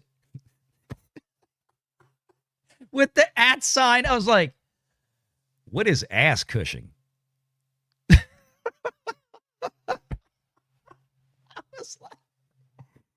I was like, this is a funny new word. What is ass Cushing? You're going to have to explain it. USS Cushing for $5. Kennedy's legacy is set in stone. Mando will not save it. Well, it's not at this point. You can't save her. She doesn't even matter anymore. It's, can you revitalize this franchise? For guys like us watching, I think the answer we all know is probably almost, you never say 0, but it's probably pretty damn close. I'd say it's 10% or less that it's going to get revitalized for people like us. Now, can Star Wars try to figure out going forward how to make something new that it's going to get non-fans or other younger generations involved? I don't think that's going to work either. Why? Because they tried that with Rey, and it didn't really work. The only reason those movies picked up the juice that they did was because the old guys, the old fans, showed up because we wanted to see what was going to happen. We were excited to see something new. And then Last Jedi came out, and that was it. It was cooked. It was cooked. Archer says, for $5, but sometimes it's a horrible choice for the source material, like Black Snape with some of the more colorful descriptions. Yes, that exactly. That is I was really, and I still am, to be totally honest, I'm still looking forward to see, because there was so much in the books that never made it to the films, especially once you got to the 3rd, 4th, 5th book, because those books were fat. Those were big. There was so much stuff that was left out just because you can't put it all in even a 2.5 hour or 3 hour movie. Hell, the Deathly Hallows, how much stuff that was really omitted from that. And they did that in 2 parts. It was almost 5+ hours of film between Deathly Hallows 1 and 2. You still had significant portions of the book missing. So I was looking forward to seeing Warner Brothers go back to form, make a really good show, and really flesh out all the parts of the books that we never got to see before and we never got to experience before. Because a TV show is perfect for that. That's what Harry Potter deserves, given its scope, which is enormous. Yeah, and then the casting, everything looked, wow, this is cool. And then you get to Snape, and it's like, what the hell is, what? Papa Isidore? Like, first of all, who the hell is that? And like, you could not have picked an individual that looks any less like Severus Snape than that guy. It's the most absolutely inexplicably insane. Okay, you wanted to cast a black person in that role for some reason, I don't know. Okay, could you have found somebody else that looked a little bit more Snape-ish, that would have fit a little bit visually? The guy looks like too young and too debonair and too I don't care what they do to him. I don't see how there's no way I'm going to look at that and go, yep, that's Snape. Again, it's one of those situations to where that is visually unrecognizable. When they showed shots from behind the scenes of I just blanked out. John Lithgow, brain fart. When they showed shots of John Lithgow standing on that beach, and they were filming, he was filming that scene with Harry, and everybody was wondering, like, whoa, are they filming the 6th, like, scenes from the 6th book right now? Because where else? Why else would he be on a beach? Why would he be on a beach with Harry? Like, where was, I'm trying to remember, there's nowhere else in the book but the whole series, which makes sense because Lithgow is not a young dude, right? Maybe they want to film all of his stuff now in case they lose him, which would be really, really smart. But that's a lot of filming. But the point is, I was a little skeptical about John Lithgow at first because I'm like, I love John Lithgow, but I'm having a hard time seeing him as Dumbledore. First shot of him, I'm like, okay. I mean, and they made him up like the book. They made him up like the original Richard Harris Dumbledore from the first two films before Richard Harris passed away. And then we, got Michael Gambon. And which I prefer the Richard Harris portrayal than Michael Gambon's. But John, and I'm like, okay, I was a little skeptical, but now I'm good with it.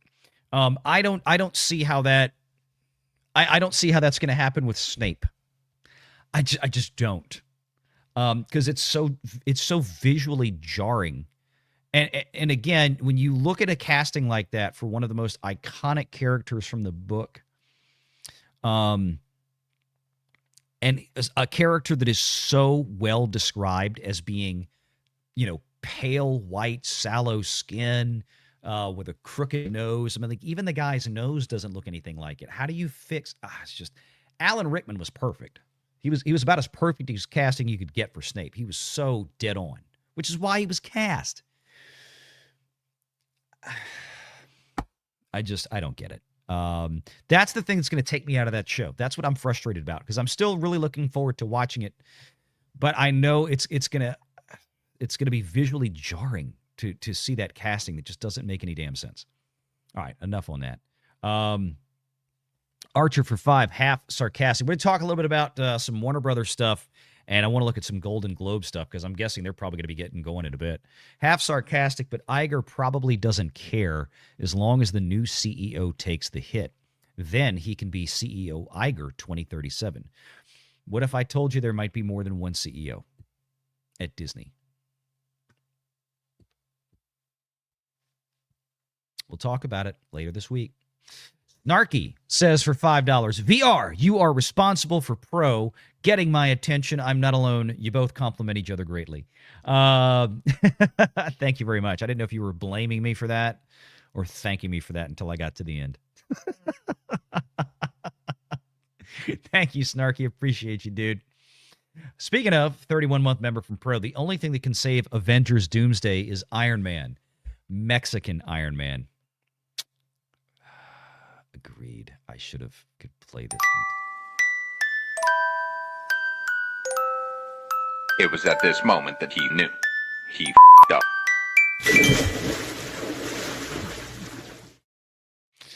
What's up, Sean? Gifting a Valiant Renegade channel membership. Thank you very much, my man. Good to see you out there. And John Maynard for 2. I meant Lucasfilm. Oh, not LucasArts. You meant, okay. Wait. Which one was your... There were 2 LucasArts comments, John. It was the... Oh, I'm not wasting my money on Lucasfilm unless they announce. Yeah, gotcha. Because somebody had mentioned, Ham was the one that mentioned LucasArts in the very next super chat. That's why I was getting a little confused. Cool, thank you, man. Woke, what does it say? Woke you a millionaire. Okay, woke you a millionaire for $2. What is PVOD? Oh, PVOD. PVOD. PVOD. Sorry. We throw the terms around for so long now. I forget. Sometimes we get new audience people and they don't know what I'm talking about, which is okay. It's Premium Video on Demand. It's an acronym. It's PVOD. Okay. So instead of where it used to be 20, 30 years ago, you went to Best Buy or Target or Walmart, you went and you grabbed your copy of a DVD or a Blu-ray off the shelf, a physical copy. Now it's digital download. They refer to that as Premium Video on Demand, because you're paying a premium, right? You're not getting it through a subscription service. Eventually, it will be on streaming. In this case, when it comes to Avatar, what we were talking about. But they're going to sell it. They're going to sell physical copies, and they're going to sell it on PVOD, Premium Video on Demand, first. So when you go into iTunes and you download Avatar or whatever movie that you buy, it's $30. Yes, I want to buy this film digitally. That's it. That's it. Great question, though. I need to remember to maybe, elaborate on some of these terms and acronyms that we throw out here frequently, a little bit more often when I do throw them out. Archer Merchant for 5. Also, how soon before I just pay, say, you or Pro a bunch to AI Star Wars shows on demand or other YouTubers. Well, that's why Disney invested, whatever it was, $1 billion, becoming kind of granted, a very small minority partner, but they took ownership in that AI thing. Was it Sora? So that's what Disney is doing. So you'll be able to go in there, and if you want to use it, it's not like, I don't think it's set up yet. It's kind of in its early stages here. It might be. But you'll be able to go in and you can do AI legally without copyright infringement through this one particular AI app, which I think is Sora, and utilize Darth Vader and Iron Man and whatever you want. You don't own it. It would still be owned by Disney and Sora. And they're talking about, we covered this was in an article, I don't know, a couple of 2-3 weeks ago, maybe a month ago now, where they would have the right to use it. Like, if you made it, it basically belongs to Disney. And it's like, oh, this is really good, we're going to put it on Disney Plus. They're going to put it on Disney Plus. I don't think you're going to see a dime from it. So you can do it, and that's how you would do it legally. But you could make your own thing and publish it on that website or whatever it is. But then Disney basically still owns the rights to it because it's their character or characters. MedMut for 5. And look, don't pay me to do AI because I don't know how the hell to do it. I have not had the patience to sit down and try to make an AI video. Everything that I show you guys, other people have made those. I see them online, and then I tell you, hey, this is from, so-and-so and such and such. MedButt for 5. If the studio wants a black Snape, then God damn it, I'd better hear Hans Gruber's voice coming out of his mouth. Probably sound like the current Doctor Who. Oh, God. Oh, who was that guy's name? Oh, he was, just awful. I don't even watch Doctor Who. I've never really watched Doctor Who.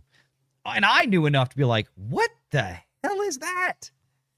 Like the gayest black man I've ever seen in my life. And the show was, I mean, the clips I saw from it, I'm like, again, I don't know a lot about Doctor Who, but I know without a shred of doubt that is not Doctor Who. And I'm just talking like the musical numbers and all this weird shit in that show. When it looked terrible. I know Gary Nerdrotic was obviously really upset by it, as were all the other traditional Doctor Who fans. I think Disparu and Az and all those guys, right? They were all big fans of that. They do that real BBC show. And I know that was a big topic of theirs. I never really caught much of those because, again, I wouldn't know what they're talking about because I don't know jack diddly poo about Doctor Who. But I knew that iteration of it was definitely wrong. I knew that much. Okay, I wanted to also kind of just touch on a couple of things here with Warner Brothers because there is some news here, and I want to show everybody. I'm not going to cover this whole article. I will just kind of give you a brief overview here because this is important for those of you that want to know what's going on. And lo and behold, I'm reading some things now that I think I'm going to be right. We might know in the next 2 weeks, whatever, 10 days from now is January 21st. That's when the first tender offer expires. Hang with me on this. So David Ellison, this is also from thatparkplace.com. Make sure y'all checking out the website for us every single day. All the stuff that you're seeing elsewhere, we're covering it on TPP, right? I try to mix it up a little bit on the show, but we always try to have at least a few TPP articles. Sometimes I need to go back and reference old stuff, like we pulled up the THR article from April of last year, or if I have to pull up Deadline because of box office reports of the numbers, but you get my point. David Ellison takes Paramount's fight to Congress as Netflix Warner Brothers deal faces antitrust scrutiny. And basically what this is, and we knew this. We said this from the outset, and I've been steady on this drumbeat that the the regulatory fight, no matter what anybody tries to say, to kind of spin it, because look, there's a lot of money changing hands here. Everybody's got their spend teams out. But I said, I cannot see, and we walked you through all the reasons why in some videos several weeks ago, that there's a clearer path, in my opinion, an easier path for Paramount to acquire Warner Brothers than Netflix. And again, because when we're talking about one of the main components of the acquisition is the arguably second largest pure streaming service, right? In terms of subscribership. Throw out Amazon Prime for a second and throw out the Chinese or the Indian one. And basically, because Amazon Prime is a little bit nebulous. They can say, oh yeah, we've got 250 million subscribers or whatever around the world. It's like, again, most people, I don't even know if I watch one thing a month on Amazon Prime, and like maybe just going in to see what's on a free movie or something randomly.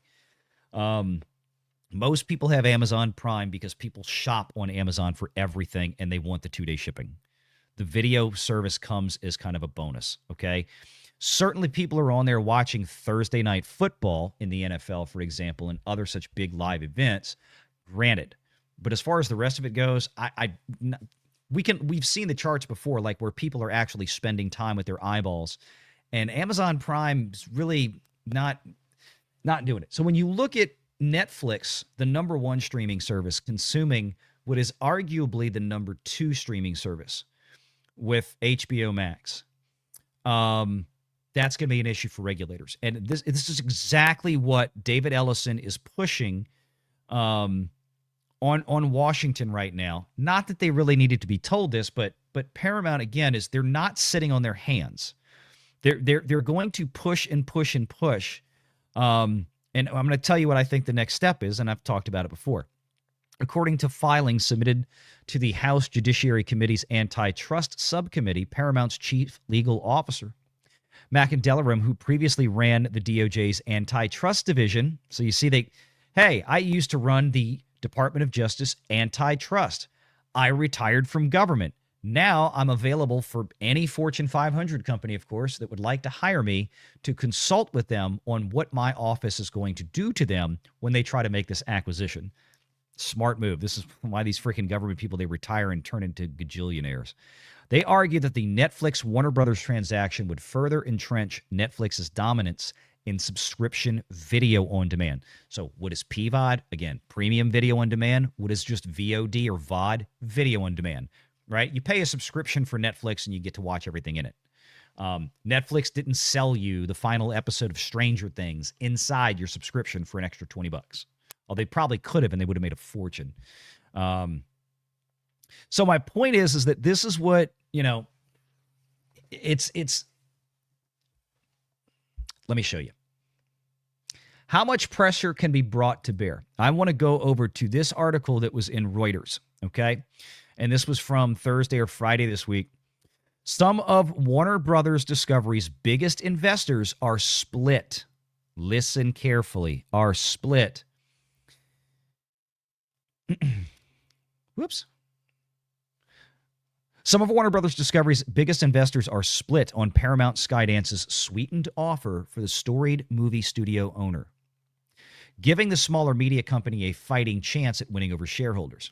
Investors have until January 21st, we've talked about that date many times, to accept Paramount's latest $108 billion proposal, which is the $30 a share that we've been telling you about. An offer to the Warner Brothers board says that it is inferior to its agreement to sell to Netflix. Okay, nothing we don't know already there. Warner Brothers says the financing is more solid with Netflix, and that Paramount's deal would leave the merged company with too much debt. Again, we've heard that before. Reuters went and talked to some of the people that run the mutual fund companies that hold a lot of Warner Brothers stock. Alex Fitch, who's at Harris Oakmark, holding about 96 million shares, or 4% of Warner Brothers' outstanding shares as of September 30th, agrees with the Warner Brothers board, saying the Netflix deal is better. So what Alex Fitch says here, the value still isn't, listen to the key language here, guys. The value still isn't clearly superior, meaning Paramount's offer, to what has already been agreed to with Netflix. What have I been telling you? A tie goes to the incumbent, Fitch said. So right now, at $30 a share, Alex Fitch, represents one of the larger single shareholders of Warner Brothers, at 4%. It's a pretty big chunk, guys, for any one outfit to control. He's basically telling us in so many words here that he believes that there is virtual parity right now between the Paramount offer and the Netflix offer. And since Paramount's initial offer was not in parity, it was inferior to Netflix, and now Paramount, they feel at $30 a share, is becoming a little bit closer to being in parity with Netflix, that the tie goes to the incumbent, in this case Netflix. They were the first ones to win the bid, right? So that, no, we're going to stick with Netflix. Your offer, he doesn't. Now, the Warner Brothers board is telling you it's not as good. But this guy is saying basically, okay, it's about as good as the Netflix deal with what you're offering. But so that's why would we change then? We're just going to stay with Netflix. So point being here, though Paramount's offer on its face is higher, Warner Brothers said it doesn't cover the $2.8 billion breakup fee it would have to pay Netflix. $1.5 billion in fees would owe its bankers, and another $350 million in financing costs. A smaller investor, chief investment officer of IHT Wealth Management, which has about 16,000 shares, so not huge by any means, said in an email that the board's decision to reject Paramount's offer makes sense, as the increase in total value may not be worth the breakup fees and the borrowing costs. The deal would leave the combined company with $87 billion in debt, Warner Brothers said. But Matthew Halboer of Pentwater Capital Management, which says it owns more than 50 million shares of Warner Brothers, feels differently. He told Warner Brothers chairman Samuel DiPiazza in a letter sent Wednesday, just a few days ago, like less than a week ago Wednesday, that the board, quote, breached its fiduciary duty to shareholders by rejecting Paramount's offer out of hand.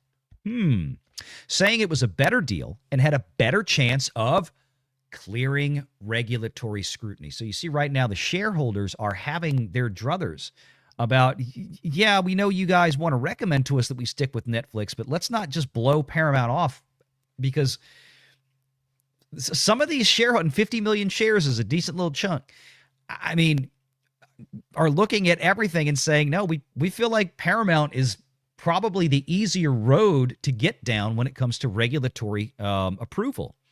Warner Brothers board, quote, is choosing not to inquire about what improvements Paramount is willing to make to its offer. Because again, remember, what did David Ellison say from Skydance, Paramount Skydance? He said at $30 a share that this wasn't our best or final offer.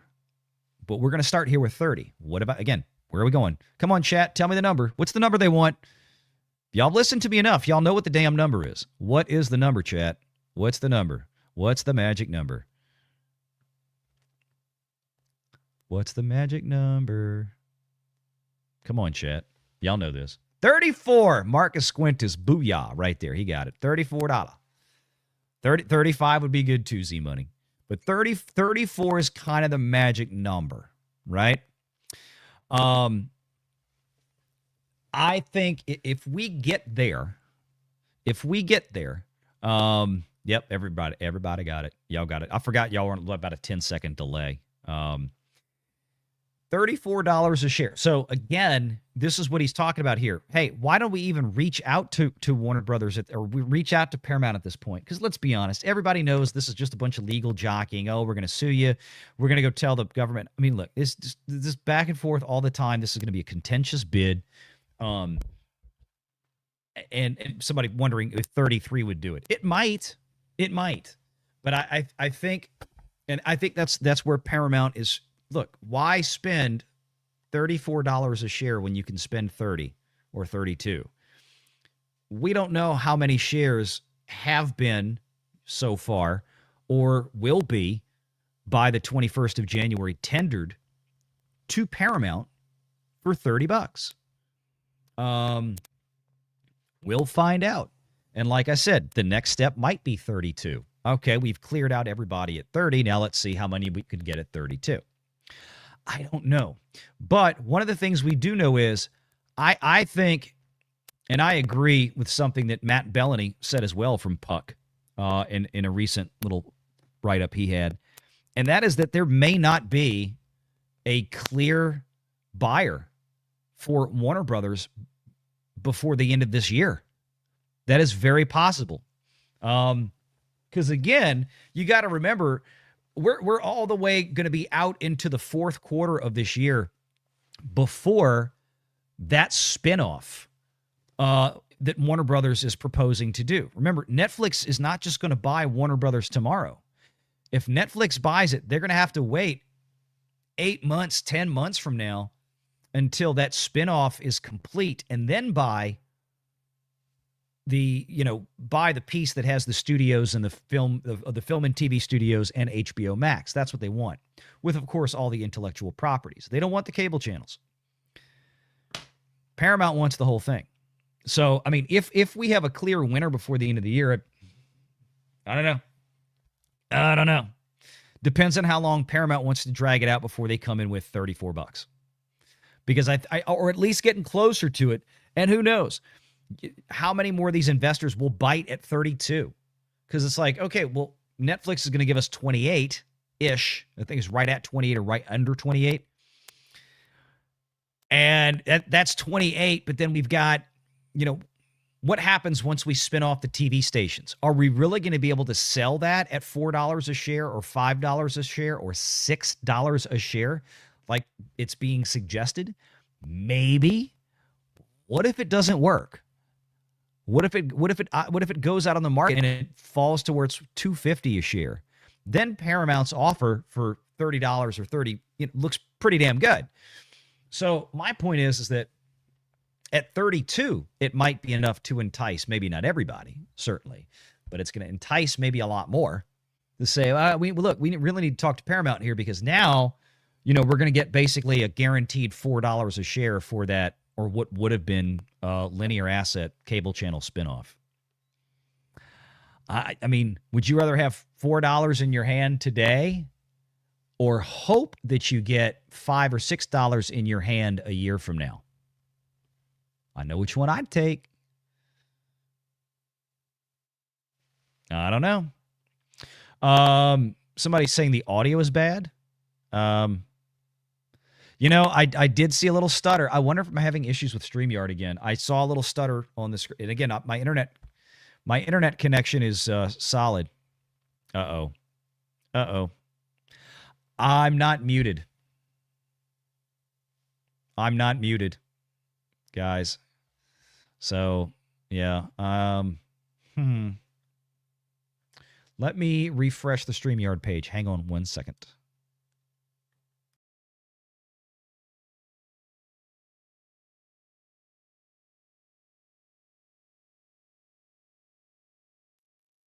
Okay. All right. Y'all still see me? All right, let's try this again. Oops. That's not what I wanted to do. I don't like the last two. Have I been popping most of the show? Damn it. I don't know I've seen stutters. Like I can see when I freeze up for a second. And again, I don't know why. The internet connection is solid. There has to be something going on with StreamYard. We didn't have this I don't think we had any issues last night when we did Member Show. I didn't have any issues. I don't know what it could be. We'll see. Yeah, as it was. Usually my mic is, Pro usually has a lot of gain in his mic, and you can't always tell, like when he's talking in my ear and I'm talking in his ear, we're just dialing volumes up and down on the, our own output device. So I can't really, I can't hear what y'all hear, right? Because if I turn on the feed that's on YouTube, I'm going to have a 10-second delay going in my ear, and it's like, dude, I can't. It's impossible. It might be, but I don't think I had any problems last night. I don't think I had any problems. Cute. Yeah, Wednesday I know we had issues. I remember, but then I didn't have any at all last night. And then Thursday when Ron Coleman was on the show, we didn't have any issues. So again, it's bizarre. I have no freaking clue what's going on. So it's so intermittent, you know. Anyway, so what there we go. So back to this. Let me reshare the article here. I'll try to get this. I guess again, I have no idea why it's giving you guys. Well, yeah, all of us were in stream. Well, okay. So, but that's my point. You know, then if it's not, then it's YouTube. It's something StreamYard when it's being sent out of StreamYard. I don't know. But yeah, we were all in StreamYard last night. But then when I went and hopped by Flashcast for a bit, it was fine. Nobody said anything. Because like I said, if it was something like a mic cable or the preamp, then you would have heard it in StreamYard or otherwise. You would have heard it because it's at the source. That's why I don't think it's at the source. See, I just stuttered again. I just saw it on the screen. It froze for a second as I did that. So I don't know. All right, so let me pull this back up just to finish this. At the moment, Paramount, and look, here we go. Mario Gabelli. This is what I was going to get to.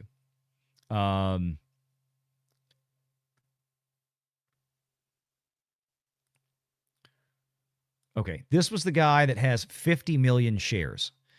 Warner Brothers board is choosing not to inquire about what improvements Paramount is willing to make to its offer, he said in the letter, which was reviewed by Reuters.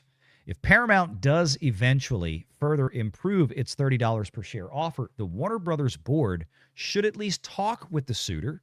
This is Reuters saying it, or his firm, talking about Halbauer,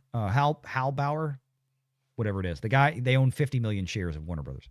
They will not support any Warner Brothers directors at their next election. Damn. Mario Gabelli Funds, they hold about 5.7 million shares of Warner Brothers. He said that he is likely to sell his shares to Paramount. So again, there are going to be decisions made between now and the 21st.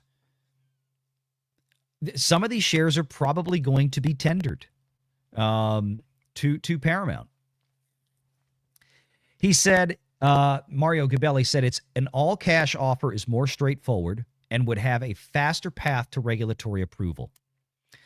So that's two people now saying, again, agreeing that Paramount has the cleaner path. At the moment, Paramount has a superior bid, Gabelli told CNBC. Netflix has to simplify their bid. Harris Oakmark, which is Warner Brothers' fifth largest shareholder, remains open to changing its position. If they, Paramount, want to come back to the table with a clearly superior offer, we have full confidence that the Warner Brothers board will engage. It's not often that a marquee media asset like Warner Brothers, which owns Max, comes to market, sparking a bidding war. It's extensive content, Harry Potter, we know all this stuff. So here's my point. It goes to show you right now, okay, forget Warner Brothers board for a second. The shareholders that we just named, some of them, all right, Harris, Oakmark, Gabelli, and all these guys, that are either open to listening to a better offer from Paramount, or they already believe Paramount has a better offer. Some of them even are ready to potentially tender shares to David Ellison. And several of them believe one way or another that, yeah, Paramount probably does have a clearer path to victory when it comes to federal regulatory approval. That's pretty significant. And if Paramount just bumps that offer up a wee bit more, you're going to see more of those dominoes fall to Paramount very quickly. So, yes, we did. We did. Probably about, I don't know, when was it, guys? Maybe 45 minutes ago, something like that. But we did. The last thing I was going to let's see. I don't know. You guys, I'll let y'all chime in on this. You guys have any thoughts on this? I looked at this. Have they started yet? Have the Globes started yet? Look, Frankenstein. That's easy for me. Best picture, motion drama, or best motion drama. Best motion picture drama. Frankenstein. I haven't seen Hamnet. It's just an accident. Sentimental value. I haven't really seen Sinners. I have not seen The Secret Agent. I don't know anything about this. I just know that Frankenstein was that good. I don't even have to think about this.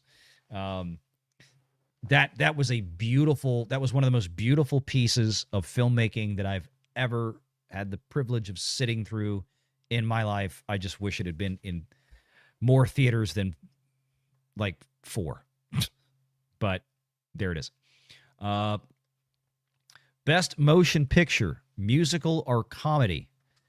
How is it the Wicked movie isn't in this? This is right? Wow. Okay. Blue Moon, Begonia, Marty Supreme. That was the Timothy Chalamet one. One Battle After Another. I didn't know that was considered a comedy. I guess it is. Best motion picture animated. Arco. Don't know what that is. But look at you got Demon Slayer, K-pop Demon Hunters, Zootopia 2, and then poor Elio stuck in there from Pixar. Like, I guess nobody saw that movie. I'd be really curious to see who wins best animated motion picture. I don't know.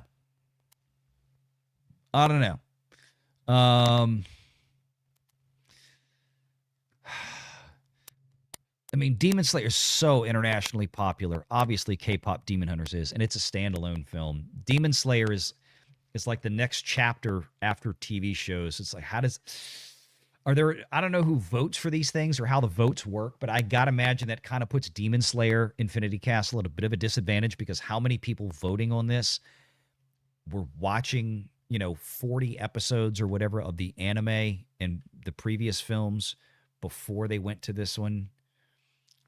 See what I'm saying? K-pop Demon Hunters, you turn it on, it's one-stop shopping. Same thing with Zootopia 2. Ilio, nobody went to go see Ilio. So are they, I don't know, they're really going to vote. I just find it funny that it's in there. Non-English speaking. Best performance by a female actor. I'm looking at, I don't remember any of these movies. I didn't see any of these movies. I have no idea. So I can't speak to, I know the actresses here, but I don't know the movies they were in. Best performance by a male actor. Look at this. Dwayne "The Rock" Johnson got nominated for Smashing Machine. Nobody really went to go see it. The movie didn't get nominated for anything else, but his performance. And I look, when I saw the teaser and the trailer for that film, I remember thinking, he is going for Oscar gold with this performance. So Dwayne Johnson, Smashing Machine, nominated. Oscar Isaac in Frankenstein. That's another one I watched that I thoroughly enjoyed. I thought he was fantastic in that. No question. Best performance by a female actress, in a motion picture of a musical. That's it. This is the only thing Wicked got nominated for besides best original song, I think. Cynthia Erivo. Oh, wait, no. Ariana Grande did get nominated. I guess she was considered a supporting role in the second movie. How much you want to bet this is going to Cynthia Erivo? Did she get it? Who won last year? Was she nominated last year? See, this is how much I don't pay attention to these things because it doesn't matter. Here's the thing. The rest of America isn't paying attention to any of this anyway. You think the viewership for the Oscars are low? Cut the Oscars viewership in half again because even fewer people even know what the Golden Globes is. And then half of Golden Globes, then you get down to SAG-AFTRA awards. It's just, these are all internal things. Comedy male actor in a motion picture. So just an actor then. DiCaprio, Timothy Chalamet. I got to imagine Timothy Chalamet's walking away with something here. Best performance by an actress in a supporting role in any motion picture. It's going to be Amy Madigan. It's going, I'll lay money. I don't even know. bet it's going to be Amy Madigan because of her performance in Weapons. She was the villain. Amy Madigan was just so freaking good in that. That was creepy as hell. I don't think I've seen anything else in here. So again, my gut instinct. I mean, Amy Madigan was getting talked about by everybody for months after that performance in Weapons. Best performance by a male actor in a supporting role. Adam Sandler. I don't even, was that on Netflix or something, or what was that? Jacob Elordi as Frankenstein. He was very, very good. And here you go. Best Director Motion Picture. Just give it to Del Toro. If you don't give this award to Del Toro, again, I don't care about the rest of these movies because there is no way. And again, what I saw in that Frankenstein movie, it was one of the most exquisite pieces of filmmaking that I've ever had the privilege of sitting through. Every frame in that film was a composed work of art. The sets, there was all practical sets. None of it was in a volume or a blue screen. None of that. He built the castle. He built all that stuff. It was real. It was in camera. The movie was just gorgeous. There is no way that Del Toro shouldn't win this award, for God's sake. I haven't seen the rest of it, but again, remember, it's Hollywood. It's a popularity contest. Ariana Grande was on, female actor in a supporting role. Oh, there she is. Ariana Grande was right there. Okay. I knew I saw her somewhere. Best original score, motion picture, Frankenstein, F1. Hans Zimmer's up for F1 for that. Good for him. Good for Hans Zimmer, man. He's been doing this for 40 years. Best original song, Avatar, Fire and Ash. Okay. K-pop, Demon Hunters. This is probably going to win. So a couple of songs from Wicked. Cinematic. This one I don't understand. Best cinematic and box office achievement. Like what? It's such a nebulous title, right? But look at what's on there. Sinners, Weapons, Wicked for Good, Zootopia 2, Mission Impossible: Final Reckoning, K-pop, Demon Hunters, F1, Avatar, Fire and Ash. I feel like that they make this category at the Golden Globes so they can, okay, we're going to put all the really popular movies from this year in this category. So we can put a lot, again, okay, I know a lot of people saw Sinners, not trying to knock it. Hamnet, I couldn't tell you what the hell that is. I don't know. I know the Film Threat boys can tell you. It was just an accident. What, was the box office an accident? Sentimental Value, don't know that. That looks like Elle Fanning was in that. Secret Agent. Again, Frankenstein was really on Netflix. It wasn't even really in the theaters. It was. They put it in just enough theaters to get it to where it could win a Golden Globe and an Oscar. But that's why they make this category down here. So they have a category, I guess, towards the end of the show that everybody, like most normies out there, can root for. Like this is the best picture for the normie people in America. Because basically everybody on this list, even if you haven't seen every movie on this list, if you haven't seen it, you've probably heard of all of these, right? This is what sells advertising on TV. Television series. Y'all got preferences here in some of these? I mean, I'd love to see, look, I think F1 is deserving of a big win like this. I'm honestly a little shocked. A little pissed off that F1 didn't make it to a Best Picture nomination because I think it deserves it. And that's not just me being biased. I think it genuinely deserves it. Frankenstein and F1, I think, were the two most solid best movies of the year. Weapons was definitely up there. Sinners, I saw some of it, but I haven't sat through all of it. So half the people told me they loved it. The other half the people told me they didn't like it at all. It was one of those.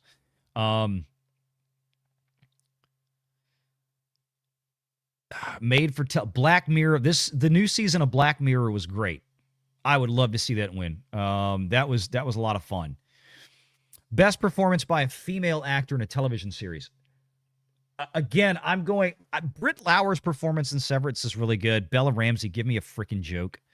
Give me a break. That is a joke. Pardon me. Helen Mirren, all the way. Dude, Mobland is so freaking good. It's disgusting. Helen Mirren in that show is, I mean, she's putting on a masterclass in that show. Best performance by, there we go, Disney Plus. Finally, you got to win. Diego Luna for Andor. Well, you got a nomination, which is a win, but it's not the win. All right, have they started? Like, I think they had a live update. I just want to see if they've actually announced anything. Okay, I had this open. Entire live coverage. Red carpet. Fashion. Like, what? No. Glamorous trains. No, this is trash. Wait, how about awards? Are there awards? Do we have... It's on Paramount Plus. I guess they haven't... Well, let's see. It's about 5:30. It's about 5:30 in Los Angeles right now, right?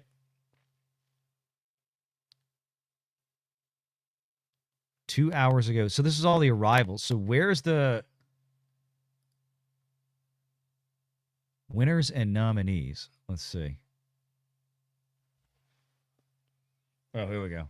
Do we have... I can't turn it on right now to look.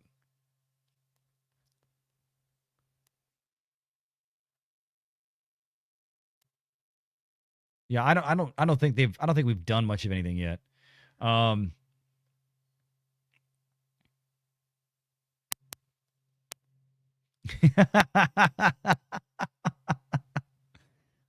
man.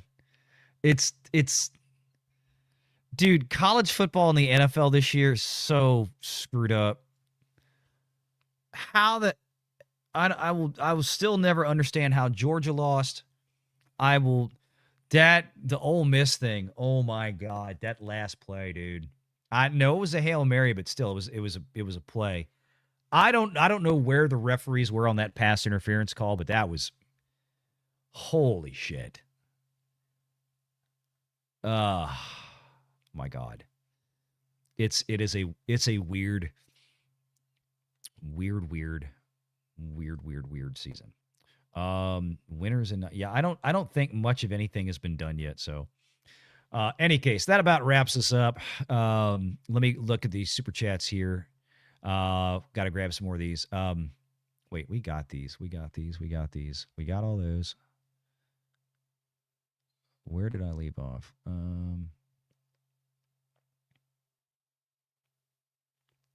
Oh, here we go. Archer Merchant for $5. Hear me out. UFC at the White House, which aren't they doing that? Trump says Ellison versus... Oh, I knew they were doing I see what you're saying. Trump says Ellison versus either I actually got to use Ted or Greg. Winner take all and monetizes it.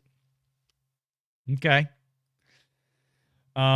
Big Blue Horses for $2. That short film window will kill small theaters. Well, yeah, that's what bothers me the most. And that's going to be one of the biggest arguments made to federal regulators is it doesn't matter what Netflix can say right now that they're going to keep honoring theatrical, but what obligation do they have long term?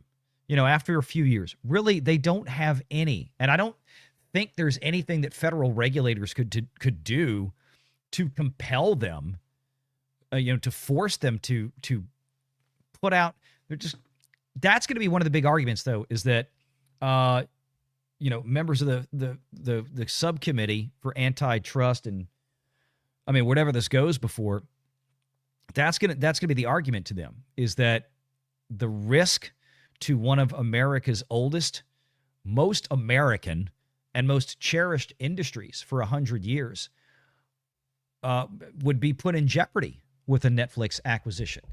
Even if they keep releasing 12 titles a year into theaters from the Warner Brothers library. What if it's just 17 days and they cut it off and then it drops right on Netflix? they complain that theatrical isn't the model, not only not for Netflix, but it's just nobody wants to go to theaters anymore. And then, in order to prove themselves correct, they put things out in theaters either late after it's blown up, K-pop Demon Hunters. They do it for a very short period of time, and they limit the number of screens that it gets into. Almost as if to say, see, we told you. It didn't really work that well. We don't need the theaters, right? Like, again, I lament that. Give Del Toro's Frankenstein, too late now, obviously, but when it came out, why not give that a full run? Even if you had given it 30 days, 45 days, and then dumped it on Netflix. Or at least put it out instead of like 100 screens or whatever they did, just to get the minimum.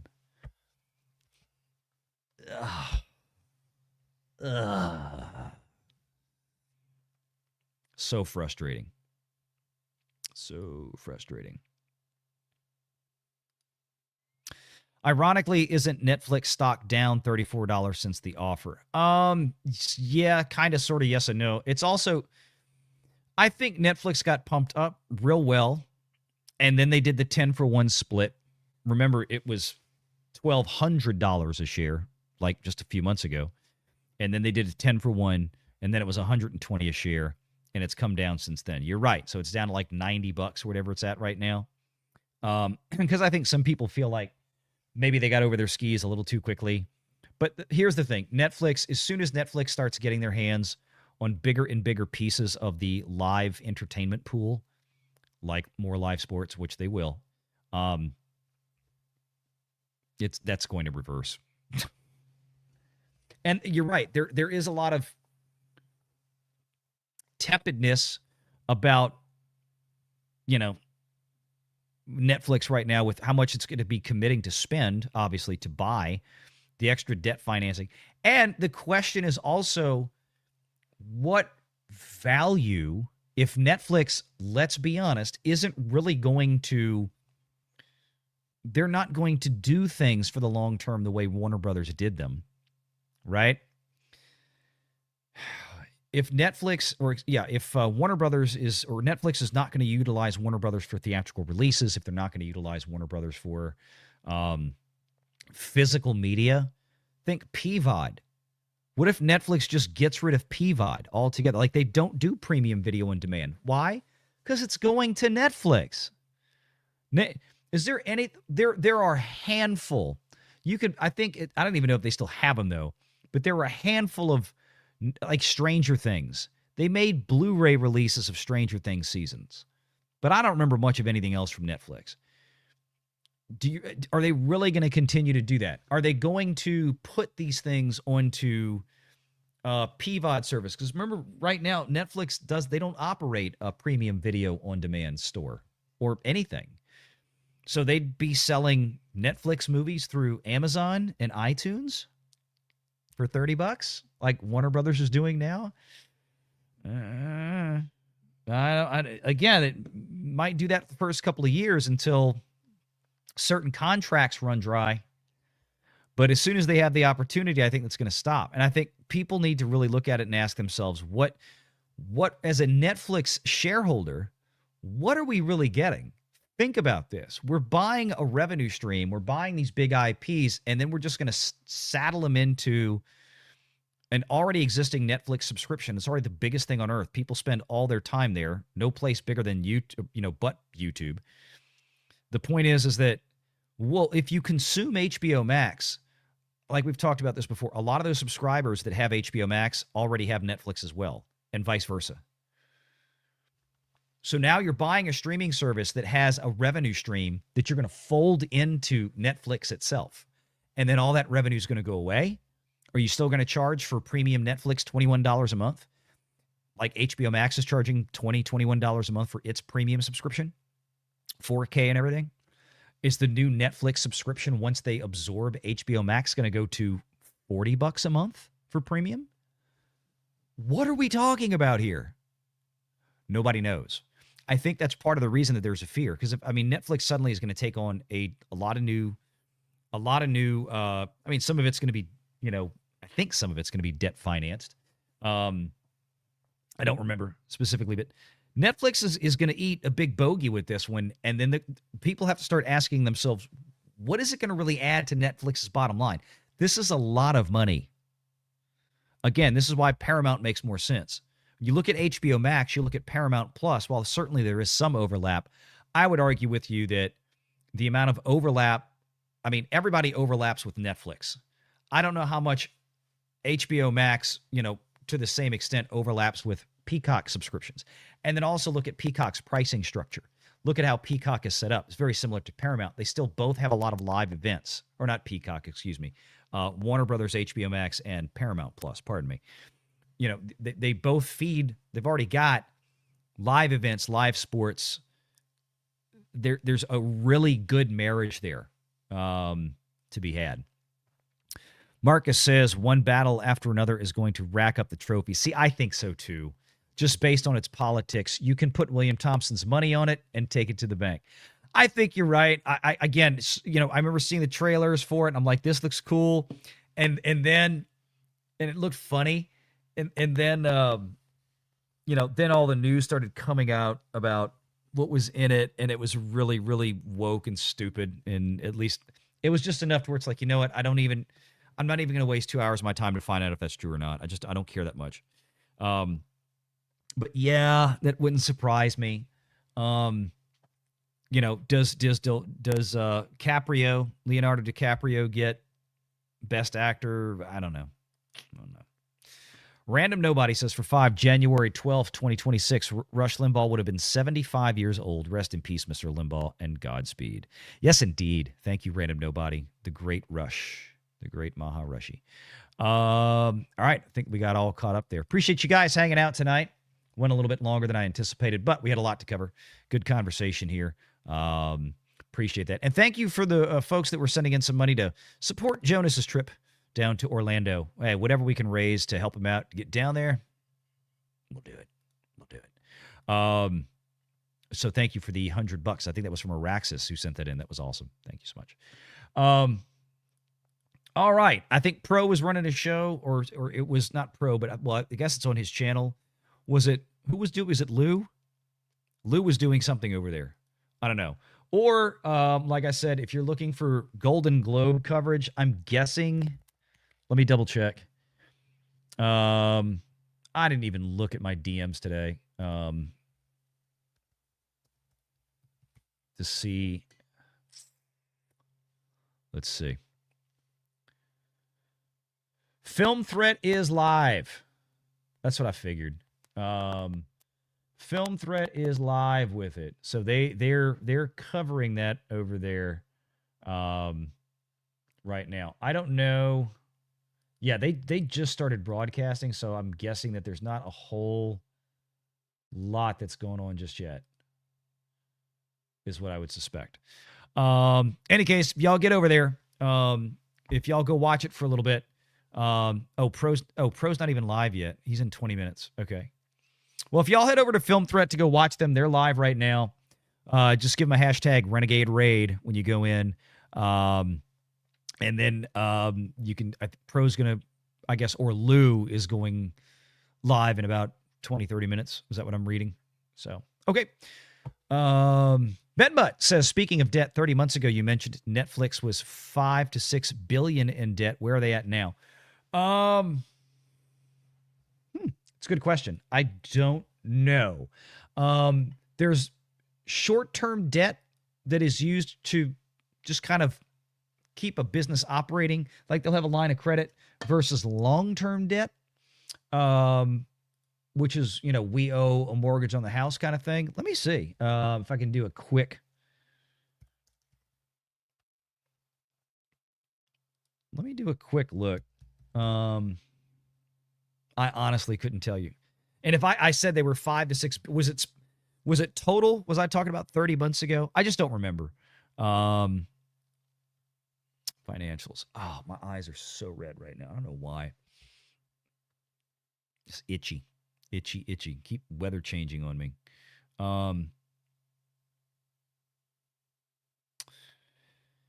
End of 2024. All right, let's look at balance sheet.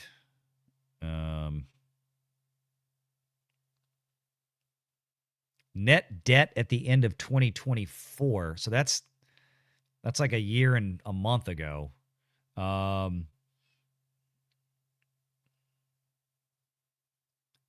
Tangible book value investing. I'm trying to look through this. I don't know where I would have gotten the $5 to $6 billion. It might have been. I don't have a full breakdown on this. I'm seeing total debt at 15 at the end of 24, and that's pretty steady. Net debt at 7. That's come down a little bit, but that's still been steady.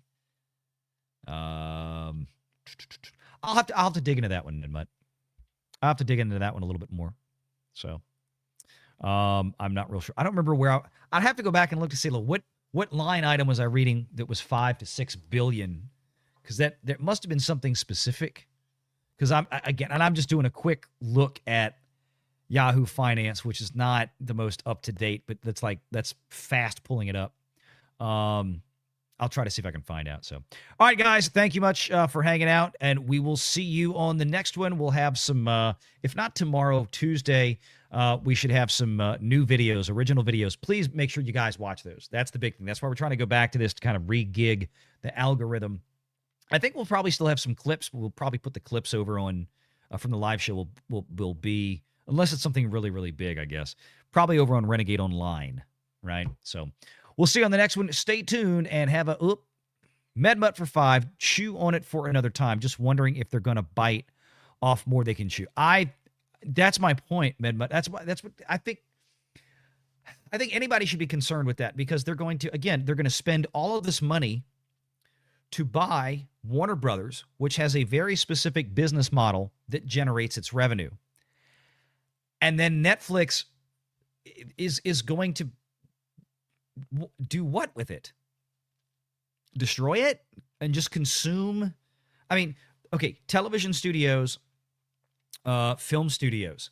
Is Netflix still going to, is Warner Brothers still going to be producing TV shows and whatnot that go to other carriers, that go to either, wind up on CBS or NBC or ABC, because that's what they do. Not everything that Warner Brothers makes winds up on Warner Brothers. Just like Paramount, CBS makes shows that go other places. Is Netflix, are they going to keep everything in-house? Are they going to turn off all those sales? Are they going to, again, when you think about, eventually they're going to merge Netflix and HBO Max together. Why would you keep them separately long term? I know they're not going to be able to push a switch and make it happen the next day. But if you're paying, even for base subscription prices, you're paying $15 a month for Netflix and $15 for HBO Max. Again, where's that? Part of what you're paying for right now is the revenue. So either Netflix is going to have to radically raise their subscription price, which would then include HBO Max. And I think that's what they'll do in the beginning. Hey, bundle it together. You get Netflix and HBO Max, premium for $39.99 a month or some damn thing. What do you do? But eventually you're going to want to put those things together. Eventually you're going to have to find a way to get HBO Max's user interface and their streaming system and marry it in. So basically everything looks like Netflix. Everything that's on Warner Brothers and HBO Max now is just going to be a page on Netflix. Just like Disney did with Hulu, recently. Ryer Goddard says, worst thing that could happen to Hollywood creativity was Lilo and Stitch making $1 billion. Now Disney will be stuck in the bland remake cycle. Oh, dude, that's all. It's sequels and remakes. That's it. That's all they got. Because Disney knows they don't have the talent to produce anything new that people want to see. That's gone.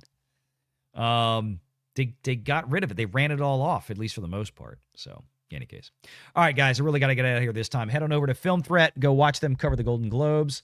I think they're just kind of going down the list right now, talking about all the nominees on the big categories. So, Renegade, rate them if you can, and we'll see you on the next one.